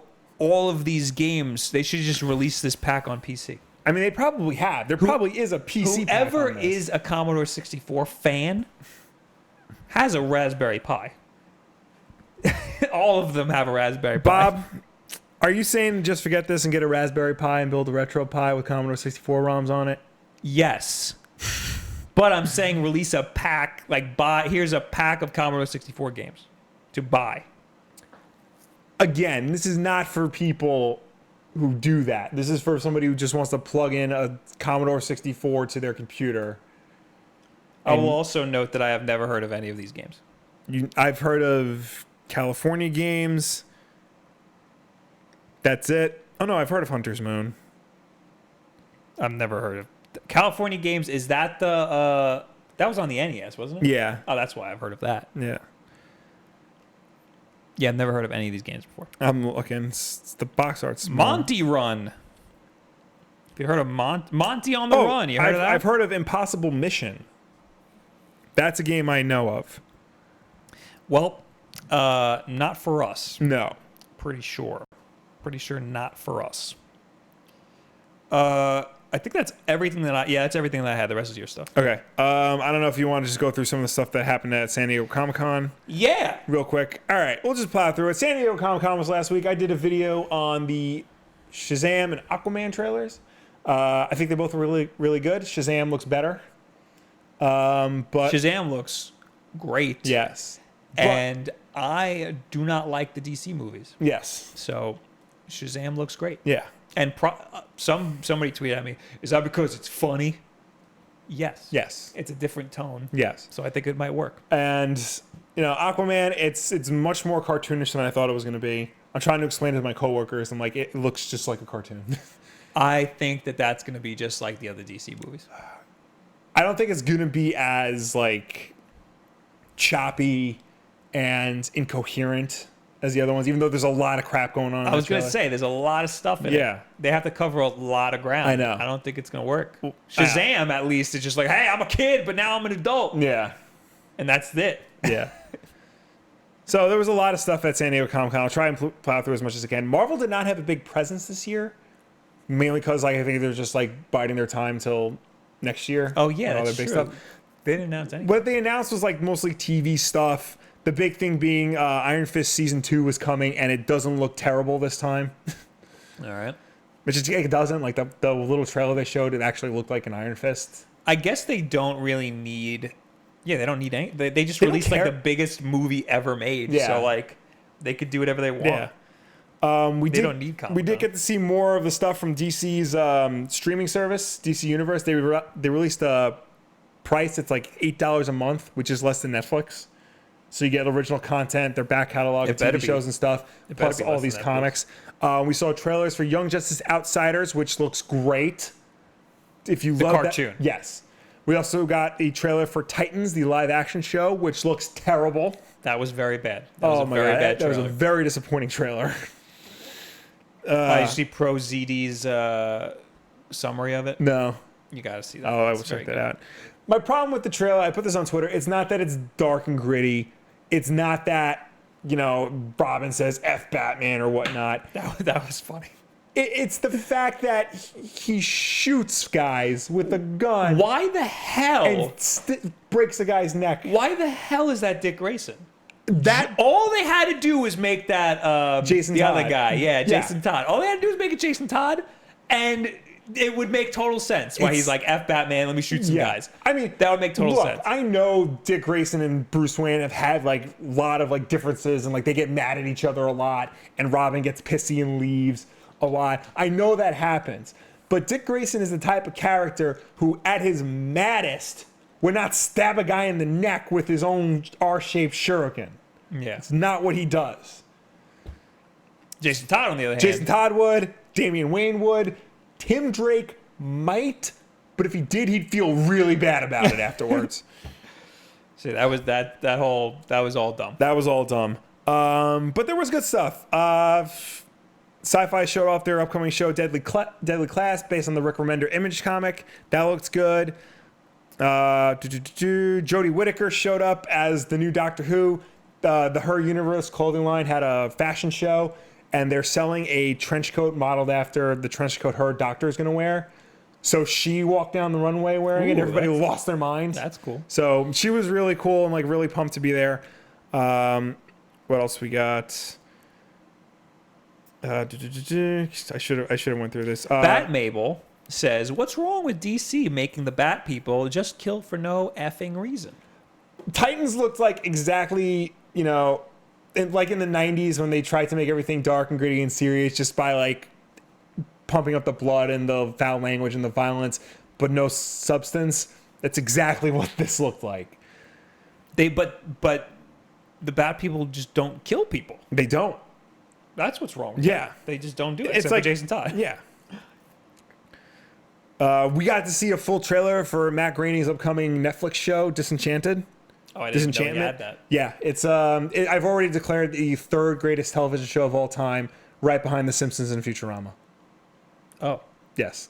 Okay. Because if Matt Groening made my first and second favorite TV shows, there's a high chance he's going to make my third. True.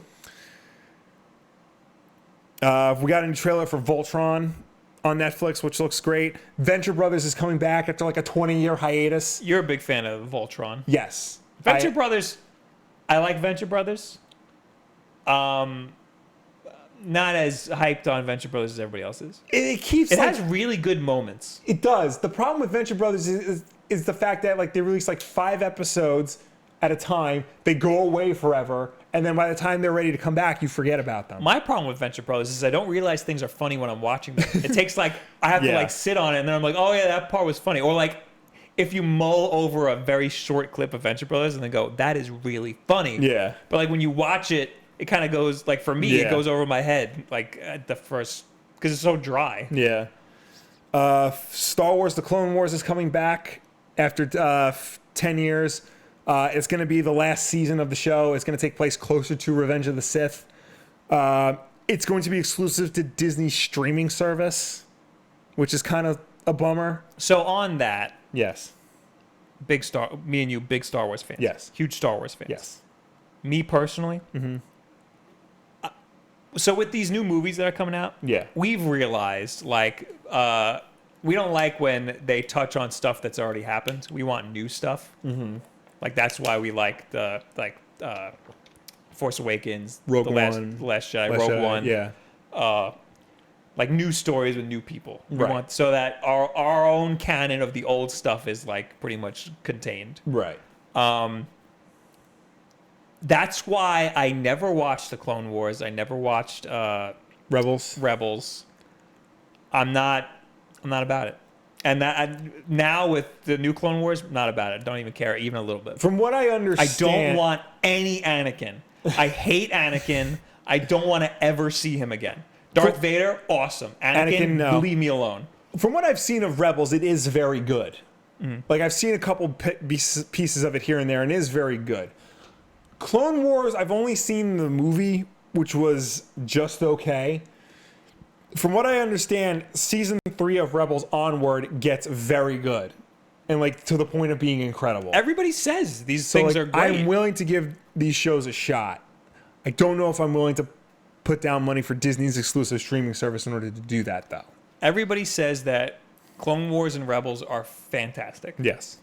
I just don't want to be bothered with those Which is characters. understandable because it's a lot of Star Wars to take in. And spoiler alert for Solo, like there's a big moment that ties into Clone Wars and Rebels. Yeah. That like if you don't know that, it's going to confuse you. Well,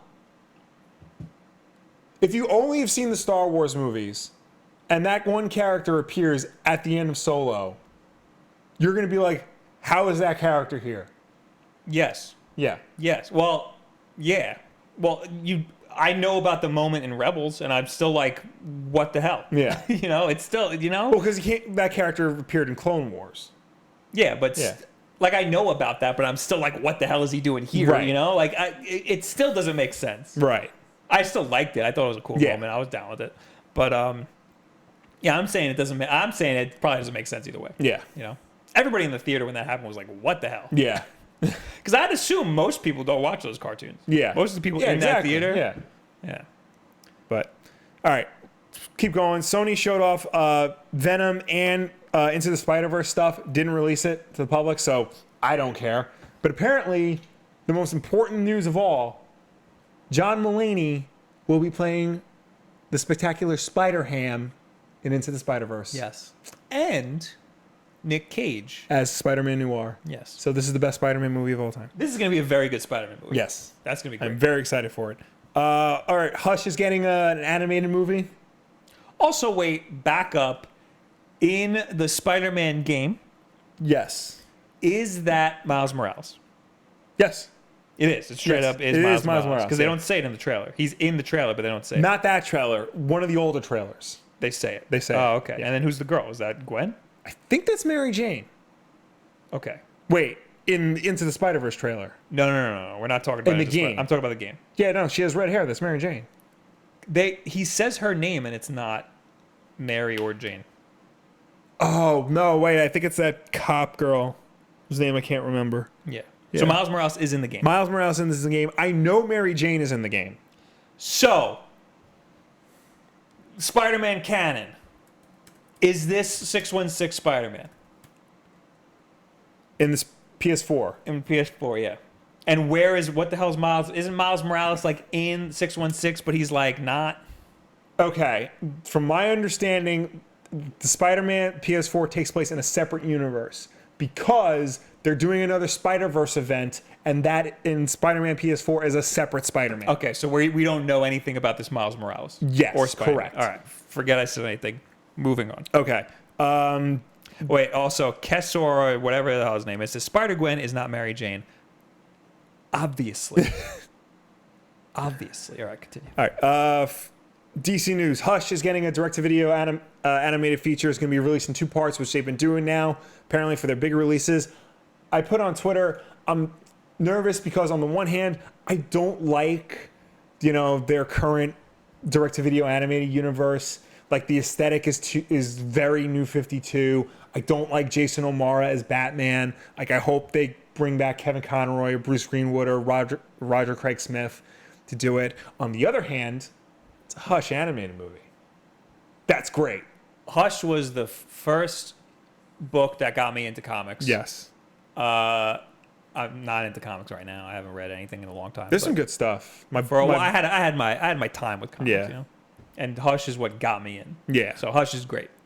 So that might be good. Yeah. L. Cam Cherokee hasn't paid me to tell him what I thought today, so I read those. Hope he's okay. Yeah. So there's that. Aquaman, Shazam we talked about. They showed off Wonder Woman 84 stuff, but they didn't release it. Godzilla, King of the Monsters. We got a new trailer for that. That looks great. That looks beautiful. Godzilla, the last Godzilla movie was great. Yes. This looks also awesome. Yes. I hope there's more monster fighting in it.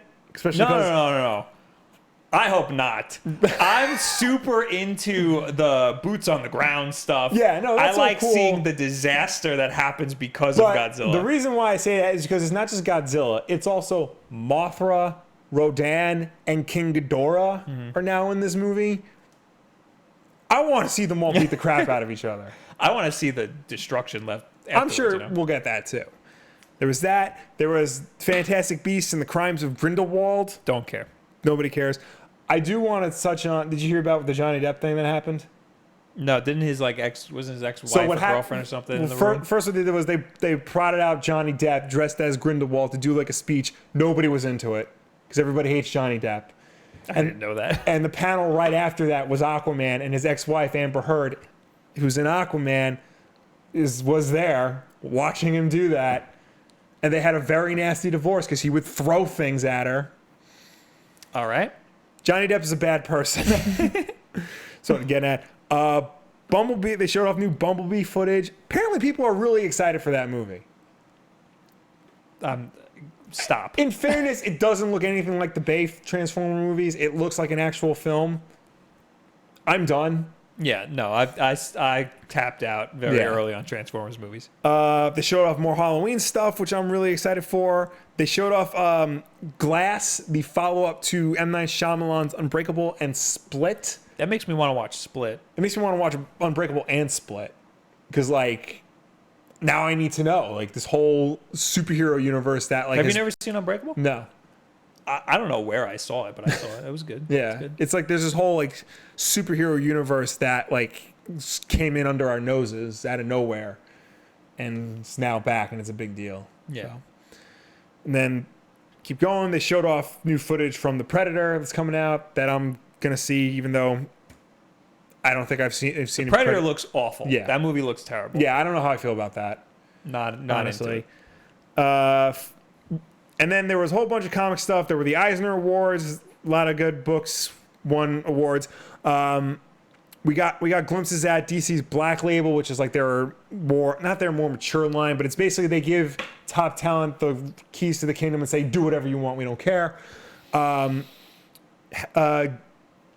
Morrison and Liam Sharp are going to do a new Green Lantern series in the DC universe. Like, Grant Morrison's taking over the Green Lantern comics, so that's going to be insane and make no sense. DC also announced a young adults line. There was one other DC thing. Oh, and they talked a lot about Heroes in Crisis, Tom King's new miniseries, which is basically about the Sanctuary, which is where the superheroes go if they need counseling. And people get shot up in it. So there's a whole big murder mystery about the superhero's safe place is now in danger. Interesting. That sounds horrifying and awesome. I can't wait for that. And that's Comic-Con 2018. AJ says, I saw Split, never saw Unbreakable. That's weird. Yeah. You probably did not enjoy Split then. Well, from what I understand, the connection to Unbreakable is at the very end. Yeah. Like if you didn't see Unbreakable, you won't get that reference, but like you ask somebody about it and they'll tell you. Spoilers for Unbreakable. The whole comic book aspect is a twist at the end. Yeah. So like that's already ruined by all of this. All of this ruins that. So you're going to go into Unbreakable knowing that already. Yeah. And, it's, And you're going to go into, if you haven't seen Split, which I haven't, you're going to go into Split knowing the setup for Glass. So. Yeah, that's true. All right. And you got two more things. I got two more things right here. All right, Bob, I know how big of a wrestling fan you are. Yep. So you know it. I know you're going to get the WWE 2K19 Woo edition. Sorry, headphone listeners. How else am I supposed to pronounce that? You're right. It is WOOOOO exclamation point edition. Yes. So I just think this is really fancy. I'm not going to get this because wrestling games has not been good recently. And it won't be for the Switch. It won't be for the Switch. But I mean, just look at this. Look at that artwork. Look at that box. Look at all the stuff it comes with.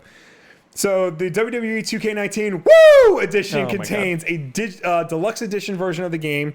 So that includes the season pass and all the pre-order bonuses and all that stuff. That includes Hall of Famers like Roddy Piper, Dusty Rhodes, Ricky the Dragon Steamboat, exclusive playable arena. You play as pre-order characters Ronda Rousey and Rey Mysterio. Exclusive premium packaging. Again, look at that box. Exclusive and individually numbered WWE Hall of Fame replica ring, which is there it is right there. Yeah, an exclusive Nature Boy in styled Funko Pop figure. They're calling that the styling and profiling variant of Ric Flair. All right. A Fanatics limited edition commemorative plaque featuring fabric piece from Ric Flair's iconic pink or purple robe. So every copy of the deluxe edition gets a piece of Ric Flair's robe in it. This is so stupid. This is the most cartoonish thing I have ever seen for a special edition. And only the Nature Boy, Ric Flair. Is there a price? It's $100 and something. It's not worth it, but it's totally worth it. Yeah, it's $130 US, and there's limited to 30,000 copies. Xbox One and PS4 only. Yeah, because it's not coming out for the Switch. Yeah, but there you go. Don't spend that money unless you hate money.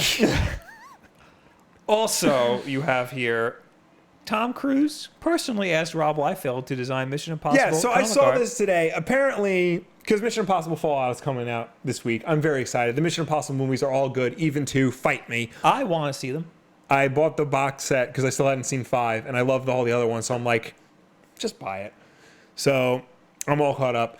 But apparently, in 1996, Marvel got the rights to do Mission Impossible comic, and Tom Cruise apparently personally asked Rob Liefeld to create the cover art for it. Oh, so this isn't the new... No, this isn't the new one. This is from the original Mission Impossible from 96. It sure looks like Liefeld. Now, Bob, I want to get your opinion as an artist. You know it. Please tell me what you think of Rob Liefeld's interpretation of Tom Cruise's Ethan Hunt. I think those are the widest hips a person could ever have. Yes. This is an anatomical anomaly. Yeah. Ethan Hunt could pass a baby. You that is about babies. 10 years old. Yeah. Through those hips. I mean, we all joke about how Rob Liefeld can't draw feet, but the arms start as tree trunks, and then as you go down, they become, his legs are like sticks, like tiny branches. Well, that's foreshortening. But as the rules of foreshortening, his shoulders and his biceps should also be smaller than his wrists. Yes. And they are not. They are not. So they are also massive. Yes. But my biggest problem is his hips. Because his foreshortening, things are supposed to get smaller as they get small, especially because his ankles are so tiny. So that's really hard perspective. Yeah. His hips are massive. Yeah. His ass is huge. Yeah. And there's even a letter with official Tom Cruise stationery on it. And I have to read it like this because he printed it sideways on his Instagram page. From Tom Cruise. Dear Rob, it was great seeing you as well. Again, I want to tell you what a terrific job Paula and I think you did with the MI comic book cover. It smokes. Thank you for the toys and the comic books. My kids will no doubt have a ball with them. I look forward to seeing you again soon. Warmly, Tom. I guarantee he'd never read this. And more on this cover. You got the explosion in the background. yes. Random things explode. There's no sense of composition at all. Yeah. The placement is just completely random. Mm-hmm. Liefeld is a madman. Yes. But that was the 90s. Yes. That very much was the 90s. That's it. That is it. Except for the tweet of the week. Tweet of the week! Tweet of the week! Tweet of the week! This one's a very special tweet of the week. Because this is from Sean Murray, Yes. who made No Man's Sky. He sure did. He quote tweeted PC Gamer, who said, 2 years after its launch, there's hype for No Man's Sky again. And Sean Murray quote tweeted and just wrote, oh no. Oh no. Wait, what's that? Oh no. Oh no. I thought this was the funniest thing. Yeah.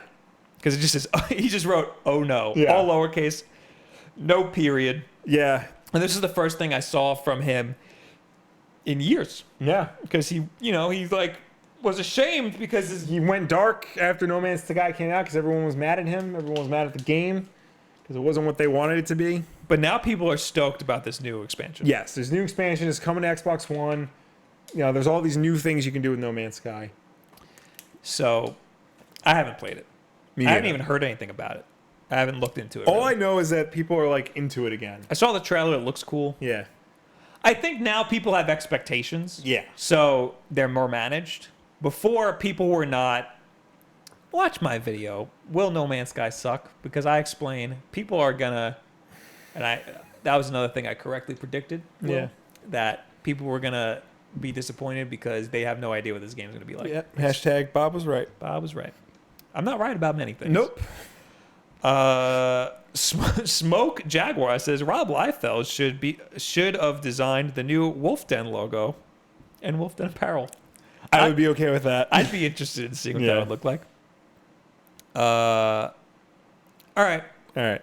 That's everything. So Yes. now we will talk. No. I also have to mention, we pulled the winner for the Hori fight stick. That guy right there. Yep. That Will. It's got authentic Will Wolf DNA on it. You can clone me. Christian C. I emailed him. He already knows he won. Nice. I don't know why Congratulations. people like to just know who won. Yeah. Even though I emailed the person anyway. So I don't. Just so you know, I'm not pulling a what's his name, Right Scum, Yeah. and just not doing the contest. Anyway, now is when we talk to you guys. Yes. As always, you can reach us on Twitter using the hashtag Wulff Den Live. If you left a comment on last week's Wulff Den Live, now is the time where we will answer it. And of course, guys, if you are watching us live right now, start asking your questions because we will get to it when we're done with everybody else. Last week's Wulff Den Live, those comments pulled by Lethal Storm because Fred is in Ireland. Ah. GK Dope-esque says, Will, you were supposed to give us an update on the Switch grip from episode 132. What gives? Oh, You actually brought it last week, I think. Yeah, because they give an update on it. Skull. Yeah, skull something. Yep. Yeah. Okay, so an update on that. I like how there's like two different sizes of grips. Like you can increase Skull and Company. Skull and Company. Yeah, you can increase the actual handles of it. You can make them like a little bit bigger or smaller. I like them actually bigger because like I get more grip on them.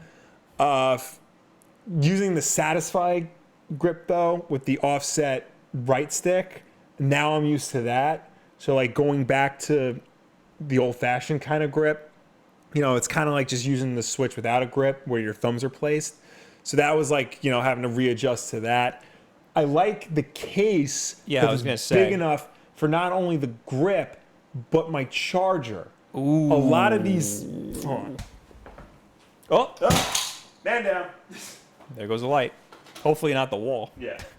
So like a lot of these switch cases like this, there's not really a lot of room for the charger to go in there once the switch is in here. That's my preference is tiny cases. Right, mine too. But if it's a portable system and you need to find a place to put the power source for it. If you have the grips, there's room there. Right.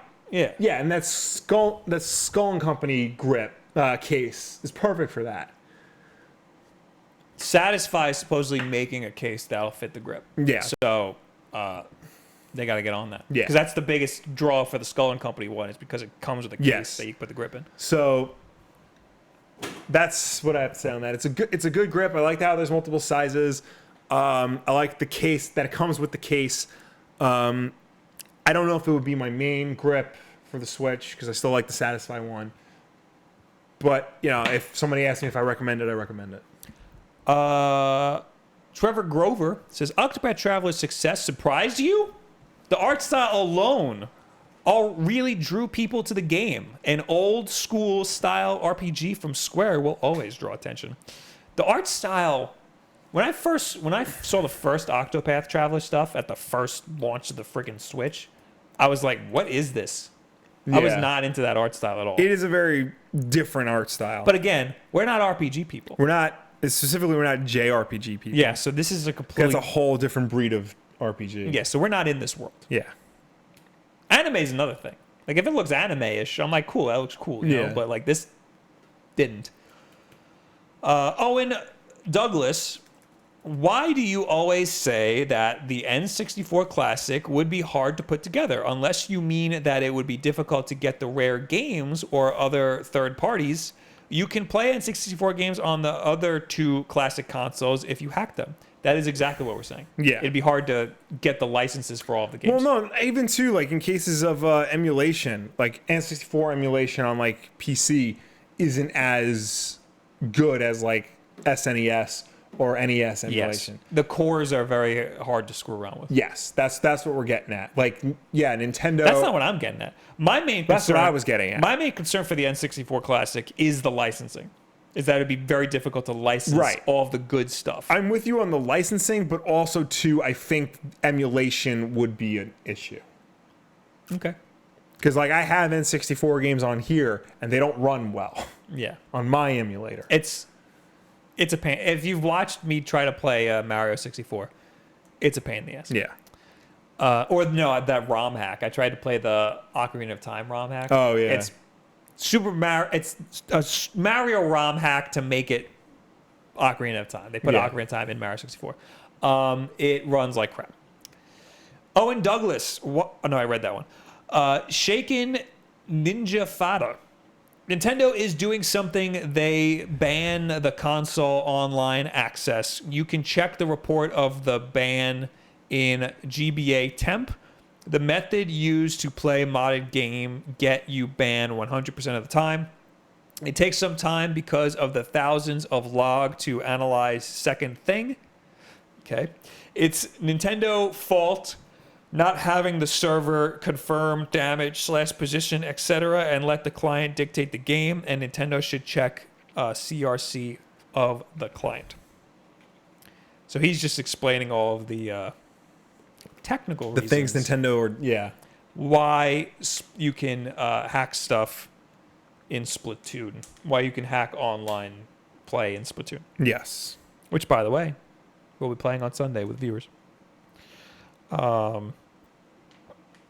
And I don't understand any of what he just said. Bright Shiny Shadow. Split is kind of a villain-centered movie where you still fear him and think he is a bad guy. Last week we were talking about comic book movies. Like now that the Joker's origin solo movie, whatever, is greenlit, any other villains that you want to see get a movie? And I said none. Yeah. Well, Split is different because from what I understand, you're not meant to sympathize with him in any way. Yeah, he might be the main character, but like it's clear that your emotions lie with the people he's kidnapped with. Well, the point is, can you make a movie based on a villain? And we can already say that we can because there are movies like that. But we were trying to think of a comic book character. Yeah. Who can be the main character. Yeah, but I is mean- a villain. Technically, Thanos was, but it was clear he was the bad guy. Yeah. Yeah. Well, that's how you do it. It has to be clear that he's the bad guy. Or else Right. it doesn't make sense. Like, Yeah. the Punisher's a bad guy in some aspects. But a lot of the times when they do that, like you look at somebody like Venom or Harley Quinn, you know, characters that started out as like villains, the second they get their own ongoing title, they're heroes. And they can never go back to being true villains ever again. Right. Trevor Grover. I disagree with Will. Here you go. Get your boxing gloves on. Villains should have sympathetic motivations, but their actions shouldn't be as easy to sympathize with. I'm sure there's some villains that could work in a movie. Not all villains should have sympathetic motivations. Like if you're watching a Batman movie and all of a sudden you find out the reason why the Joker is the way he is because he's trying to raise money for his mother's hospital bills or whatever. That's not the Joker. Yeah. Like that's not the Joker at all. I'm fine with villains having sympathetic motivations because it's cool to have villains that are in like a weird gray area. Right. Like a lot of Star Wars villains like that. Yeah, but not every villain needs that. Yeah, I agree. Yeah. Like people we even said this last week. The Joker in The Dark Knight, you're kind of rooting for him a little bit because you're like, he's a ridiculous psychopath, but he's like, his chaos is necessary. No, his chaos is too much. His chaos is clearly ruining the lives of those around him, and he wants to Yeah, ruin but the like lives of taking the those money around and him. burning it, it's like, dude, that's awesome. It's an awesome moment, but then the next thing he does is he wants one person dead, and he's inciting the entire city Yeah, to do it. okay, that's too bad. much. 2 scenes later, he's trying to get 2 different boats to blow each other up, and if they don't, he's gonna do it. But you have to have a little bit of respect for his motivation, just to cause chaos. No, like you can't like that throws the world into disarray. We've seen what happens when the world goes into chaos. It's Dark Knight Rises when the bridges are blown out. Yeah, that's not he's good. basically just proving a point. Right, and Like, look at how easily I can destroy everything. yeah, and it's up to people like Batman and Harvey Dent scarring to prove that the normal way of life works pretty much. How I'm just saying that he's not something anybody would ever want to be, right. but you can understand where he's coming from. So you sympathize with it, but I mean, you still want Batman to win. There's understanding where You agreed with me last week. No, don't I didn't. pretend I don't, like no, this. there's understanding where he's coming from and sympathizing are 2 different things. Not really. Yeah. You're not agreeing with it. You can just see where I can see where you're coming from. Yeah, but I mean, I can see where Thanos is coming from, but I don't sympathize with him. What's the definition of sympathize? It's not the definition of beleaguered. Feel or express sympathy. Does that answer it for you, Will? Agree with a sentiment or opinion. Yeah. I don't. Well, you agree with the sentiment. I don't. He just wants to cause chaos. Have you never just wanted to cause chaos? No, because I'm a normal human being. No, sometimes you're like, let's just see what happens. When you Yeah, maybe not at the same sometimes screw around a little scale. bit. Not the grand scale that he does. I've never wanted to start a gang war. That's right. Well, I said he's too extreme. Yeah. But you're like, oh, okay, he's just trying to find the flaw in things and exploit them. He's taking it when you realize he's taking it too far. That's when your brain needs to go. So, somebody needs to stop him. This is Same getting thing with dangerous. Thanos. Thanos just wants to help. He's Right. just doing it in the wrong way. Exactly. Caloric says, did Bob really have to Google sympathize? Yes. Did you know exactly what the definition was? I bet you didn't. Here he goes, baby. He's alive. Okay, I'm Cherokee $5 super man. chat. Thoughts of Detective Comics 985 and Flash 51. It's great to have Bart Allen back. It is great to have Bart Allen back, but he wasn't in Flash 51. Flash 51 was basically a cool down from the last few issues of the Flash War. It was basically like Wally West trying to come off of his anger of, trying to find his kids and his wife again. It was all right. It was definitely an epilogue, and I think next issue is going to be the proper next issue of like the next jump off point for whatever the Flash is leading into. And I am not reading Detective, although if you keep paying me, I think I should. We need to plow through. There's a new creative team coming to Detective. I'll start reading when I think it's Peter Tomasi. I'll start reading when he jumps on. We need to plow through the hashtag Wulff Den. Yeah, Jesus Muhammad Christ, Hayter from 4 days ago. Wulff Den branded wolves. Wulff Den branded dens. I have lots of merch ideas. Call me. Okay. Mika Holland with a triple threat here. Yeah. Have you guys seen the new update for No Man's Sky? It's fantastic. I have the base first release version and had some fun, but this update is like a whole new game. I know it got a bunch of crap at launch, but I think people forget that it's an indie game made by 12 people. And I know for sure, and I don't know for sure, but I do know Sony was calling a lot of the shots with when to release rather than delaying the game for 2 years. So I say to anyone who was excited when the first saw the reveal, it is that game now, and it's awesome. He also says, and I know for sure, but he said the same tweet twice. Oh, okay. I was going to read it again. I also have to check out Mika's trailer. Yes. So yeah, we were talking about the 4 with No Man's Sky. He has a point, though, because Sony was really backing that game hard when it first came out. They might have put money in it. Sony had a lot of problems. They did put money in it. Sony made a lot of mistakes. Yeah. Especially with the trailer that was like pushing it as the game that it wasn't. Yeah. Sean Murray also made a lot of mistakes because Yes. he said things that were not true and he knew that they weren't. He was just saying, "Yeah, we'll do that." Yeah, and he didn't know that they could do that. But I don't think you can say that it's the game that everybody expected. It's the game that everybody expects now. Yes. But the game that everybody expected back then doesn't exist. Yes. People's expectations were wildly out of line. Yeah. And it's not their fault. It's because of the marketing and because of Sean Murray. Yeah. So that's that. But I am interested in jumping back into it because I did like what I played because my expectations were managed. I knew this was just a freaking indie game. Yeah. It shouldn't have been $60 though. It should have been 30, and then everybody's expectations would have been managed. Last hashtag Wulff Den Live. Augustin says, "It's been a while since I'm watching you guys live. What do you expect from DC if Shazam does as good as an MCU movie?" I don't think it will. I mean, I think it'll do good. I mean, what do you mean by does good like an MCU movie? Because of the Avengers movies and the Captain America movies and the Iron Man movies do different numbers than Thor, than Ant-Man, than even Spider-Man. I think he's saying as good as.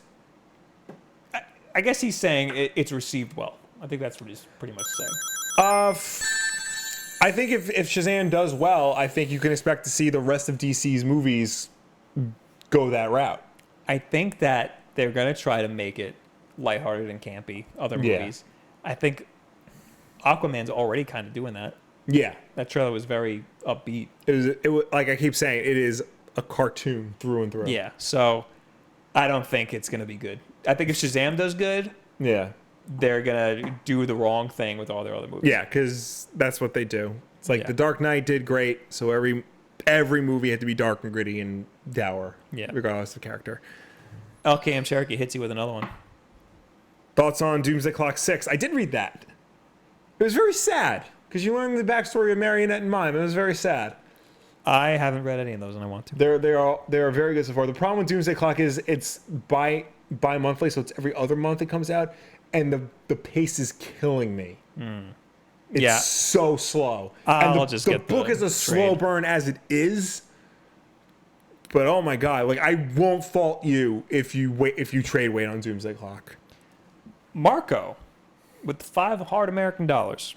Caloric Foil is going to lose it if you guys don't talk about James Gunn. I saw him commenting every once in a while. You got to cool it. Yeah, he said, I'm going to spam the chat if you don't talk about James Gunn. Also, thank you for paying money for him. Yeah.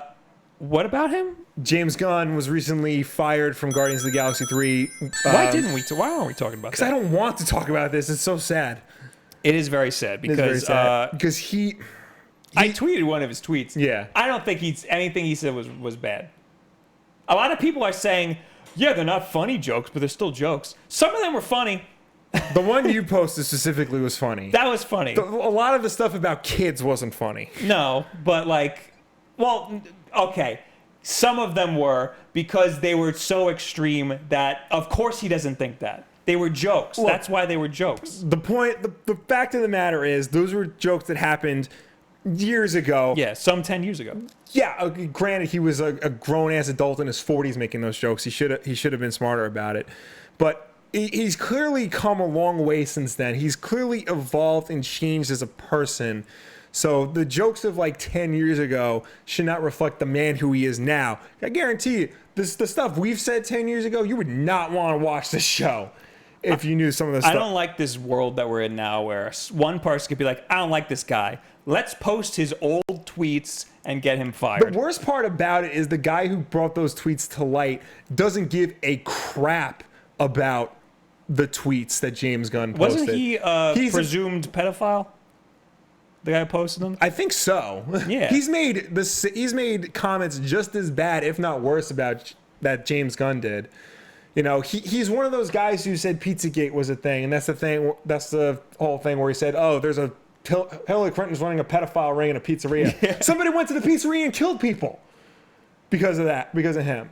So you know he doesn't care about what James Gunn, said 10 years ago. He only said it because he doesn't like James Gunn's politics. Yeah. So and he got freaking fired. So that's what bothers me about it. And it's not like Guardians of the Galaxy is like a rated G movie. No, but Guardians of the Galaxy is much lighthearted than like Slither or Super or the trauma stuff James Gunn did in the past. Like James Gunn used to do a lot of like hard R stuff. Mm-hmm. And like he has become more family friendly, especially with Guardians. Like he's clearly a different person now than he was back then. But this person who brought these tweets to light does not care about that. He only wanted to get James Gunn fired because he doesn't like James Gunn's politics. Yeah, and now they did it. They did it, and now the same thing's happening with Dan Harmon, co-created Rick and Morty. But Adult Swim don't give no craps. Yeah, Adult Swim's like, yeah, we know what he did in the past was wrong. He's not that person anymore. He's still working for us. Adult Swim also they're a completely different type of company. Yeah, they don't. It's just they know a joke's a joke. Yeah, and they're pretty racy anyway. Yeah, so they can get away with that kind of stuff. Yeah. So, all right, that's all I'll say on that. Petrinko says he's a bad guy, but he was fed, not accused of pedophilia. I don't know what that means. That's kind of a big thing to just toss out there, LOL. But he was fed, not accused of pedophilia? I think basically what he's trying to say is he's the guy who accused James Gunn was not accused of pedophilia. I thought I'm just saying what I heard. Yeah. Which is also not good. Yeah. I should not be doing that. All I know is But who cares? He's still a crappy person. Yes, he's still a garbage human being. Yeah. I don't think he was. He was. What did I say? Did I say accused of pedophilia? Yeah. I thought I said he was. I don't know. I did say something about pedophilia. Yeah. Caloric says, I bet Disney was waiting for a reason to fire him. This was not. Because Disney knew about those jokes for a long time. Apparently, they came to light in 2012 when he started working on Guardians. Yeah. And he apologized for it then. Yeah, but now we're in a time where people just do whatever the hell, Yeah. Like, people feel like they need to act. It's ridiculous. Yeah. I don't like how somebody can be like, I don't like this guy, let's get him fired or ruin his life. Yeah. Like, I don't like the mob mentality. And in this case, in James Gunn's case, the mob was on his side. Yeah. It's weird. All right, we're trying to get a couple of more messages so we can get the hell out of here because it's already 11 o'clock. Timothy says, I want a Switch Mario Maker, damn it. I've been saying that for since before the Switch even came out. Crispy X also says he wants a Mario Maker. Everybody wants Mario Maker. JW says, you missed the emulators and ROMs. You should go back to the beginning of the episode.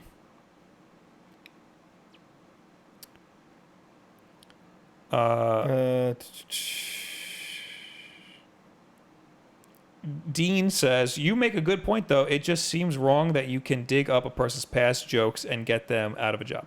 Yes. People should have no bearing on somebody's employment status, Yeah. Unless it directly impacts their employee. Yeah, like, I understand like a company might not want to hire somebody who like makes obscene comments online, but obscene comments from a decade ago, like people have changed and evolved. Hopefully, if you can clearly see that the person they are now is not the same person they were 10 years ago, that should not have a bearing on hiring process. Mark Murphy says, Bob, what's the deal? What's your deal for the thumbnail? I think you're asking. So I usually do the stream on twitch.tv/BobWulff. Yes. I am doing it today. I am going to stop doing them, though. So I have 3 weeks left. So this week is one, and then I got 2 more. And I'm giving everybody time for their subs to run out on that Twitch account. And then I'm going to stop doing them. I'm still going to draw the thumbnails, but I'm just not going to stream myself doing it. Executor66 says, any suggestions for a good manga, Bob and or Will? I've only ever really read Trigun. Yeah, I usually, because the only ones I've read is Trigun, Osamu Tezuka's Phoenix series, specifically Karma, is very good. And this is one book called The Devil and Mr. Blues. It's all about how the blues musician Robert Johnson sold his soul to the devil. Check those out. Eden says, I want a Mega Man maker. That exists. Yes. Not in official capacity, Correct. but on PC, you can get it. I'm going to read one more. Grimhane, thoughts on Amazon Prime's wishlist feature now apparently showing people where you live? What? Whoa, no. What?